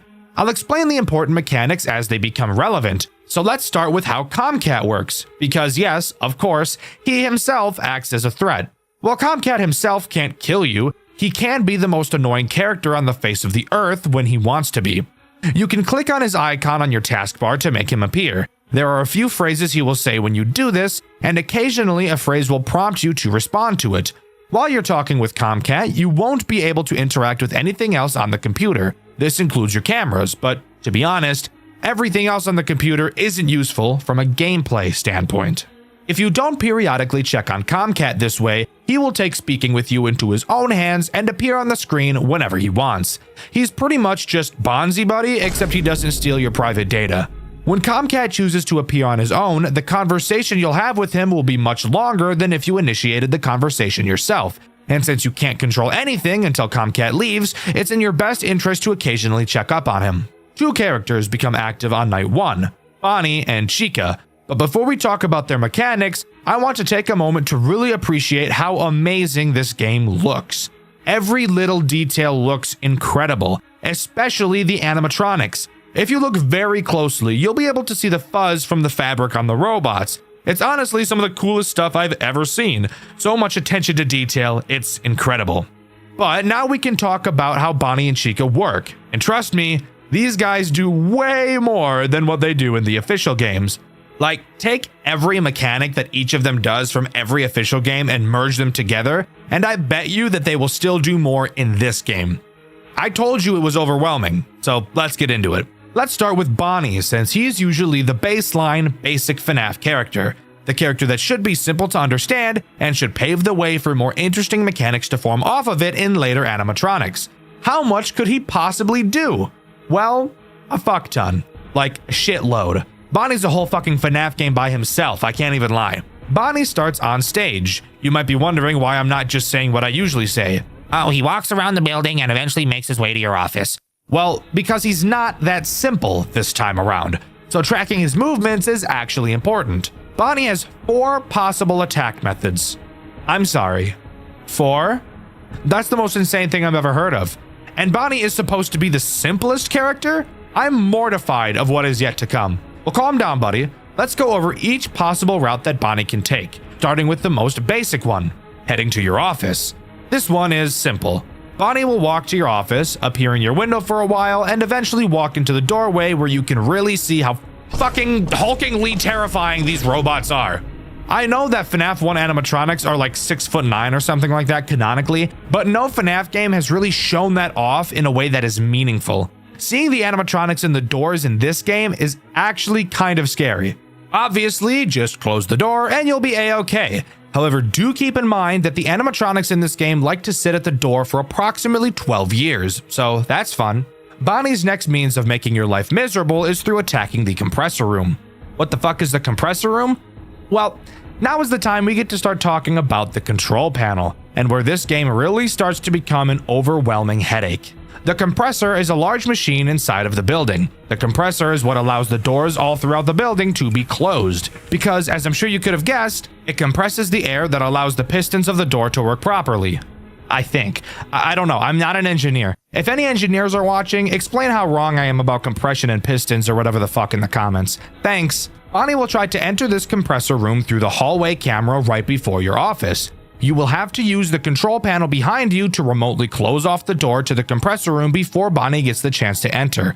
However, it's moments like these where I need to bring up an issue I was never able to figure out myself. Since this game is made in a 3D environment, unlike the Click Team FNAF games, it gives a lot more room for the characters to move around. So it's very common that you'll be able to see characters in multiple places on the same camera. When it comes to doors like the compressor room, telling exactly where the animatronic's next move is going to be is borderline impossible. Sometimes it's obvious and the character will be standing right next to the door facing it. However, sometimes they'll be miles upon miles away from the fucking door, yet still have their next movement opportunity be into said door. You're not near the door, you're fine. Oh, Chica, you dick. So this leads to you closing doors whenever you see a character on the camera, which a lot of the times the character was never going to enter in the first place, therefore just wasting a fuck ton of power for no reason. If Bonnie manages to get into the compressor room, he'll slap his fat crack all over it and break it, which will require you to reboot your compressor. With your compressor off, you obviously won't be able to shut any of the doors throughout the building. This includes the doors you can close on the cameras. Bonnie's next attack strategy is the camera connections in the server room.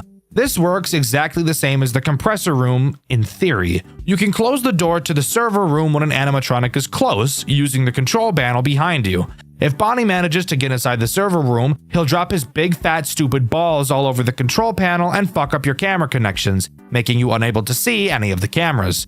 You will then have to manually reboot them, which along with the compressor reboot takes a very long time.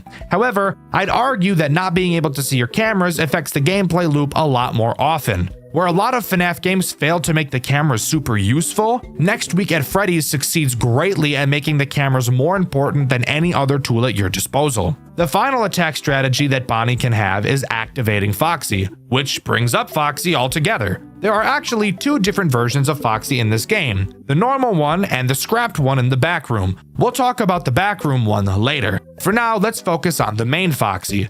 By himself, Foxy is incapable of doing anything and will never attack you, only through the assistance of Bonnie and two other animatronics that can activate him. Bonnie has the chance to enter Pirate's Cove and attempt to activate Foxy. Once Bonnie enters, you won't have a super long time to stop him before Foxy comes for that ass. Whoa, no. Fucking dick! My whole asshole just fell off. It did, just dropped right out. Just dropped, just plop, just fell right out of my ass. Using the special flashlight on the Pirate's Cove camera, you can scare away any unwanted animatronics. However, using this light does temporarily cause higher power usage from everything that uses power. For what reason? I have no fucking idea. I guess God just hates me. If you don't scare Bonnie away fast enough, Foxy will activate and run to your door. If you don't close it fast enough, he'll place his hook into your rectum, and I'm sure you can imagine how unpleasant that would be. If you do close the door on time, just like FNAF 1, he'll take away some of your power. Except unlike FNAF 1, the max he can take isn't 6, instead being like fucking 15% power just disappears out of existence. So really make sure you're watching that Pirate's Cove camera. Whew. There, a couple of pages into the script, and I'm finally done talking about the very first character in this game. Isn't that awesome? Now it's time to talk about Chica. Chica also has 4 different ways to attack you. Isn't that just fucking awesome? Luckily for us, 3 of the mechanics are identical to Bonnie. Obviously, Chica can attack your right door. She can also try to fuck up your cameras using the server room, and she's one of the other characters that will attempt to activate Foxy. However, I have noticed that it seems like Bonnie will attempt to a lot more frequently. However, that may also just be because Bonnie's AI value is typically always higher than Chica's is. The new mechanic that Chica adds is pretty similar to Bonnie's compressor attack, except Chica will attempt to attack your power grid. When you see her near the power grid door, you can obviously close it using the control panel behind you. If she manages to get into the power grid room, she will literally just shut off the power to the entire building, and you'll have to reboot it, which takes quite a long time. The power being turned off is undoubtedly the most dreadful situation you can be in. Not only does it require you to wait a billion years for your power to turn back on, but the power being turned off also turns off the compressor, meaning that after you wait forever for the power to turn back on, you then have to wait forever again for the compressor to turn back on. And on top of that, at the start of each night, you have to boot up the cameras, which takes time in and of itself. So of course, when the power is cut, you'll have to reboot the computer as well. Oh yeah, and don't forget to be checking on Comcat frequently or he'll waste even more of your time. Geez, Dexter, this sounds pretty complicated, and we haven't even introduced everyone yet? Exactly. We still have a lot more to talk about. But if you want to feel a little bit better, the lower the character's AI, the less likely they are to make the most effective choices, meaning that on night 1, most of the movement will be Bonnie and Chica trying to disable your cameras. I personally didn't have them come to my doors on night 1 at all. Night 2 doesn't add anything new, just increases the AI of Bonnie and Chica, so chances are you're going to be seeing at least one of them at your door on this night. However, I will be taking this time to talk about what I feel is this game's biggest flaw: time.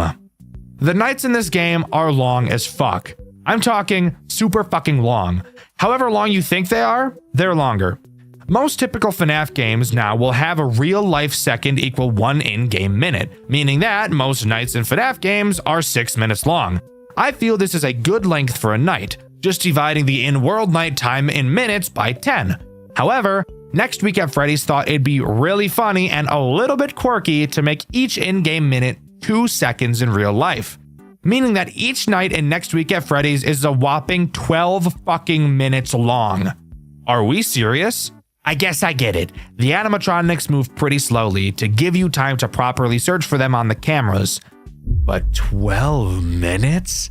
I think I'd rather swallow a grenade and die, thank you. Like, I still beat the whole game. But god damn, losing when you're 11 minutes into a night will really make you question how violent of a person you actually are.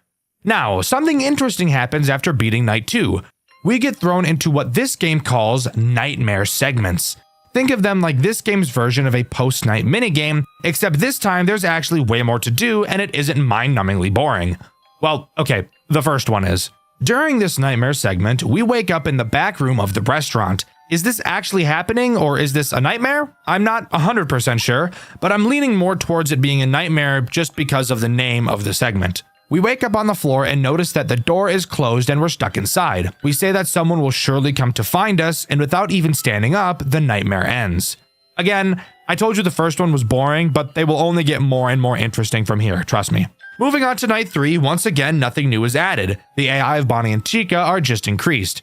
But you really have to think, with how many different ways each of them can attack you, and how overwhelming the game's system as a whole is, this is still enough to make each night feel significantly more difficult than the last. Moving on to the second nightmare segment, we're finally able to stand up and really get a good look at our surroundings. The room is very small and very cramped, which would give any normal person a feeling of claustrophobia. We pick up a flashlight that barely does a goddamn thing and start to explore for an exit. It's at this point where I noticed that these nightmare sections would be my least favorite part of the game because of the horrendous mix of both motion blur and horrific head bobbing. But that's really besides the point. We eventually notice a door and recognize that it's just like the one in the office. However, the lever that controls the door is missing. We find it on a desk, but before we can attach it to escape, a throbbing pain comes to our head and we pass out. Night 4 is where we get to talk about the new and final threat this game has to offer. But don't let that fool you, because this threat is a big one. A big stinker. A poopy head for all of you elementary schoolers out there who really shouldn't be watching my channel. Night 4 introduces Freddy, and let me tell you, he's got all the tricks up his sleeve, and he's ready to flatten you like a pancake and fold you like an omelet. Freddy can literally do everything, and he moves faster than the other animatronics, so needless to say, he's going to be the one that grabs a clump of your rump and doesn't let go like a snapping turtle. Not only can Freddy take all 4 of the paths that Bonnie and Chica can take, those being fucking the compressor room, activating Foxy, killing the power, and disconnecting your cameras, he can also attack either of your doors, and there's also something else unique to him that he can do. Remember how I told you that there are 2 Foxies in this game? Yeah, Freddy fucks around with the other one. Scrapped Foxy is present in the back room. The only other character who will enter this room is Freddy. And be careful, because sometimes seeing Freddy on this camera can be pretty difficult, as he has the habit of hiding in the shadows. When you see Freddy in the back room, shut the door to Scrapped Foxy's room using the control panel behind you. If Freddy manages to get inside, he will send Scrapped Foxy to your office. However, unlike normal Foxy, Scrapped Foxy can attack either of your doors. I personally have no idea how much power he takes away when he pounds on your door, as I'm a fucking god gamer and never had to deal with him. It is a mistake I will not make again. Uh-oh. Okay, let's talk about this. I had that fucking door closed when Freddy was in there. Which, by the way, you can see my epic FNAF scales on my second channel, Dexter Black. But once Scrapped Foxy pounds on your door, he'll break in the hallway where he won't reactivate for the rest of the night. And from here, nothing else actually gets added to the night sections. Each night just gets more and more difficult. Now sure, there aren't a lot of threats that can happen at the same time, but the reason why this game is so overwhelming is because of how much you have to remember. You have to know where all the characters are. You have to understand how each mechanic works, and you have to be able to control your nerves during all of this for 12 minutes straight and barely pass each night due to almost running out of power because these animatronics camp more than a fat Call of Duty player. Oh, hi, Chica.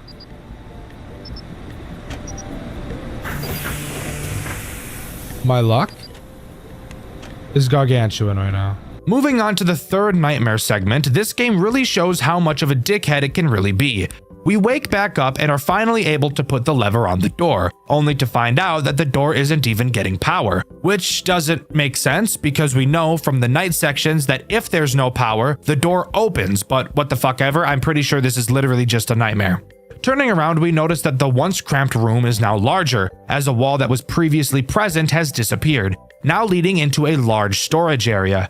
With our worthless flashlight in hand, we venture into the dark room, following a wire on the ceiling that will hopefully lead to something to turn the power on. After some wandering, we find a breaker box, but it's locked and we're unable to get into it. We figure a key must be around the maze of a storage area somewhere, so we set out to find it. Guys, I hated this section so fucking much. I mentioned earlier I have motion sickness, and this gameplay is some of the most nauseating shit I've ever seen in my life.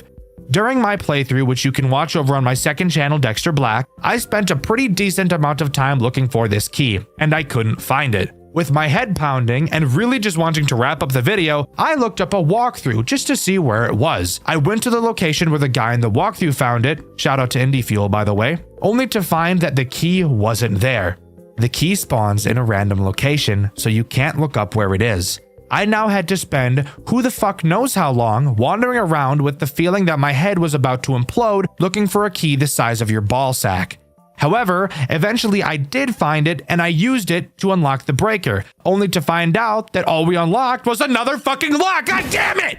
Are you serious? This is not a thing that has ever existed. Now we have to find a 4-digit code in this fucking hellhole. This is by far the worst nightmare segment in the entire game. It is ruthless. At first I thought, oh, let's just try the classics. You know, 1987, 1983, but nothing worked. So I assumed that I had to go find the numbers somewhere. I checked the walkthrough, and of course, the code is randomized. Amazing. After once again, who fucking knows how long, I wander back to the breaker, only for the game to then tell me that I should listen for clicks on the correct numbers. Are you fucking me right now? Why did you not tell me that when I was guessing codes before? Why did you wait so fucking long to come up with that? This game hates me. This game is pulling my hair and just plowing the shit out of me like I'm a dirty little slut. But whatever. We input the code and flip the breaker switch, and as we're walking back to the door to try and open it, we once again pass out. I guess that's what happened when you're just fucked for hours upon hours at a time. You get so tired you just pass out. Fantastic. As I've said, Night 5 doesn't add anything new, so we can just jump right back into the hellhole that is these nightmare segments, where the same 15-second ambience loops forever right in my fucking ear when I already have a goddamn headache. Once again, we wake up and walk back to the door to see if we can open it. We flip the switch, and for fuck's sake, something's wrong with the compressor, so we have to go try and find something else. Now, I'm not sure if this next part was just a me thing, so for anyone else who has played this game, let me know if this next part happened to you. We're told literally nothing of importance. The only thing our character states is something along the lines of, "What am I going to do now?" And that's all we're left with. So my first thought is something along the lines of, oh, I just need to look for another who the fuck knows what. So I did just that. I wandered around the storage area looking for something I hadn't seen before. Who can even say how long I was wandering around before I eventually found what I was supposed to find? Directly next to the original room that we were in at the beginning of the nightmare segments, another wall miraculously disappeared, and that's where we were supposed to go. That wouldn't even be a huge problem if I could fucking see anything at all, but it's so fucking dark. I can't see my hands. It's so dark I can't even think, which I know doesn't make sense, but fuck it, here we are. Entering this new room, we see a bunch of pipes on the wall. We know the power is on, but figure that there's a generator somewhere that hasn't been turned on, because it wouldn't be a horror game if you didn't have to turn on a generator at some point, now would it? After wandering down a hallway that probably took me 20 minutes to find because I couldn't see a fucking thing, we stumble into the room where the generator is. We power it on and promptly pass out once more because of how loud it is. I'm sure you could guess, nothing new of note in night 6, just really fucking hard. In the final nightmare segment, we wake up once more. We walk back to the pipes only to find that a bunch of gas, or air, whatever the fuck, is leaking out of them. So we have to find something to close the valves, which means I get to play another game of walk around aimlessly with a headache looking for a randomly generated tiny object when I can't see a fucking thing. After a long time searching, we find a valve. We then have to take the valve back over to the pipes and figure out which of the billion of them to close off. At first I thought, let's follow the pipe that leads to the door we're trying to open. So after following the completely unconventional and nonsensical twists and turns of the pipes, I found the one that went to the door. Placing the valve in that pipe, I tightened it and it caused the valve to shoot out at Mach 1000 and land who the fuck knows where. So you know what we get to do now? Play another game of walk around aimlessly with a headache looking for a randomly generated tiny object when I can't see a fucking thing. After finding it lying on the fucking ground, I decided fuck it, I'm just gonna brute force this one. And to my luck, the pipe I chose to put the valve in next just so happened to be the correct one, thank God. Finally, we head back over to the door and try to open it one final time, and finally it opens. We see a newspaper with some audio from a newscast playing in the background, explaining that an employee at Freddy Fazbear's burned down the building after reporting that the animatronic stalked him during the night. This employee is who I can only assume to be us. We were placed into a psychiatric hospital because everyone just assumed we were cuckoo bananas. We also find out that the owner of the restaurant, who in this game is called Jacob Fazler, retarded name, I should mention, has been arrested for killing several children, probably in reference to the typical FNAF missing children's incident. And of course, the co-owner Marcus Reed killed his daughter. Why did this game choose to give them different names instead of calling them William and Henry? I'm not totally sure. But with that, the main game of Next Week at Freddy's comes to a close. But this game's lore goes a lot deeper than what we've seen. I mean, seriously, the backstory of this game takes up an overwhelming majority of this game's own Wikipedia page. Throughout this game, you're able to look through the files on the computer while also doing things like checking the cameras. It's through these files where you can learn the most overwhelming bullshit you've ever been up against in your entire life. Alright, so let's break down the absolute shit show that is this game's retelling of the original FNAF lore. As I understand it, and with significant help from the wonderful writing of City, the creator of the FNAF fan game wiki. Seriously, I couldn't do this shit without you. No idea how you had it in you to write all this, but here's my shitty retelling. Next Week at Freddy's kicks off with Jacob Fazler and Marcus Reed, the two guys behind Fazbear Enterprises. They started cooking up the idea in the late 80s, and by October of 1989, they have brought the building that would become Freddy Fazbear's Pizza family restaurant. Jacob even logs all of his progress on the same computer in the office you used during the game, talking about buying the stage, wiring the rooms, and bragging about getting pneumotronics to build the animatronics. He also casts the voices, Adam Burton as Freddy, Rick Ellis as Foxy, and Davey and Suzanne Paul for Bonnie and Chica. By 1990, the place is open, business is booming, Jacob marries Nancy, she helps out in the studio, and soon they're running 3 locations. Everything looks fine, but Marcus slowly drifts away from the company, skipping meetings and distancing himself. In 1995, Jacob installs the infamous control panel in the office. You know, the fucking NASA dashboard of switches that's basically the whole reason this game is overwhelming in the first place. Then, life falls apart. Nancy dies, and that's never explained, and Jacob is left raising their daughter Lara on his own. Lara grows up around the restaurant but loses interest in it, and Marcus cashes out of the company entirely.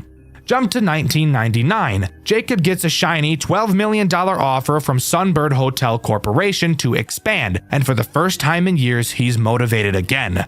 But in 2001, Marcus storms back demanding his old share. Jacob tells him, "Too bad, fucker, the deal's already done," and Marcus has a meltdown. He's literally dragged out by Adam Burton, Freddy's voice actor, and Marcus files a lawsuit, but the outcome is never revealed.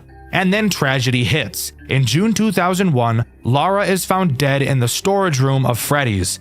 3 days later, Sunbird pulls their deal. Jacob's later logs get darker. He writes about hearing Lara's cries and feeling like she's watching him, angry. By 2002, he admits he's, quote, made a mistake. That mistake? Involvement in the deaths of 3 children. Not long after, Freddy, Bonnie, and Chica start moving in disturbingly lifelike ways, which, yeah, the model viewer pretty much confirms are the spirits of those 3 kids. Meanwhile, the employee chat logs on that same office computer show the slow collapse of the place. Staff complain about the animatronics walking around on their own, about creepy suits left lying around, about Jacob drinking and acting strange after Lara's death. Scrap Foxy briefly gets mentioned as this janky earlier version of Foxy. There's even a memo from Jacob banning guest mode after a balloon incident, and literally bolting the animatronics to the stage to avoid lawsuits. And as far as I'm aware, that's all Next Week at Freddy's has to offer. Overall, I think it's one of the most creative FNAF games ever designed from a gameplay standpoint. The game looks gorgeous, it functions really well, and it found a way to make literally every single mechanic useful, which is something a lot of FNAF games just don't seem to be able to do.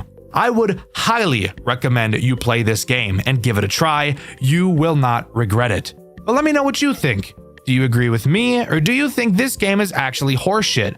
Let me know in the comments below. In my Mac Tonight video, I asked you guys what your favorite story from a FNAF game was, and my favorite comment was this one by RetroXGamer, who said The Return to Freddy's. That's just the funniest joke I've ever heard, because the story of that series is actually so hot garbage that I need to jump into an ice bath to cool off. The question of this video is, what FNAF game do you think doesn't get enough recognition? With the question of the video being asked, subscribe to the channel, I'd appreciate it a lot. Buy some merch because I'm Rizzy, I've been Dexter, and I'll see you guys in the next video. See ya!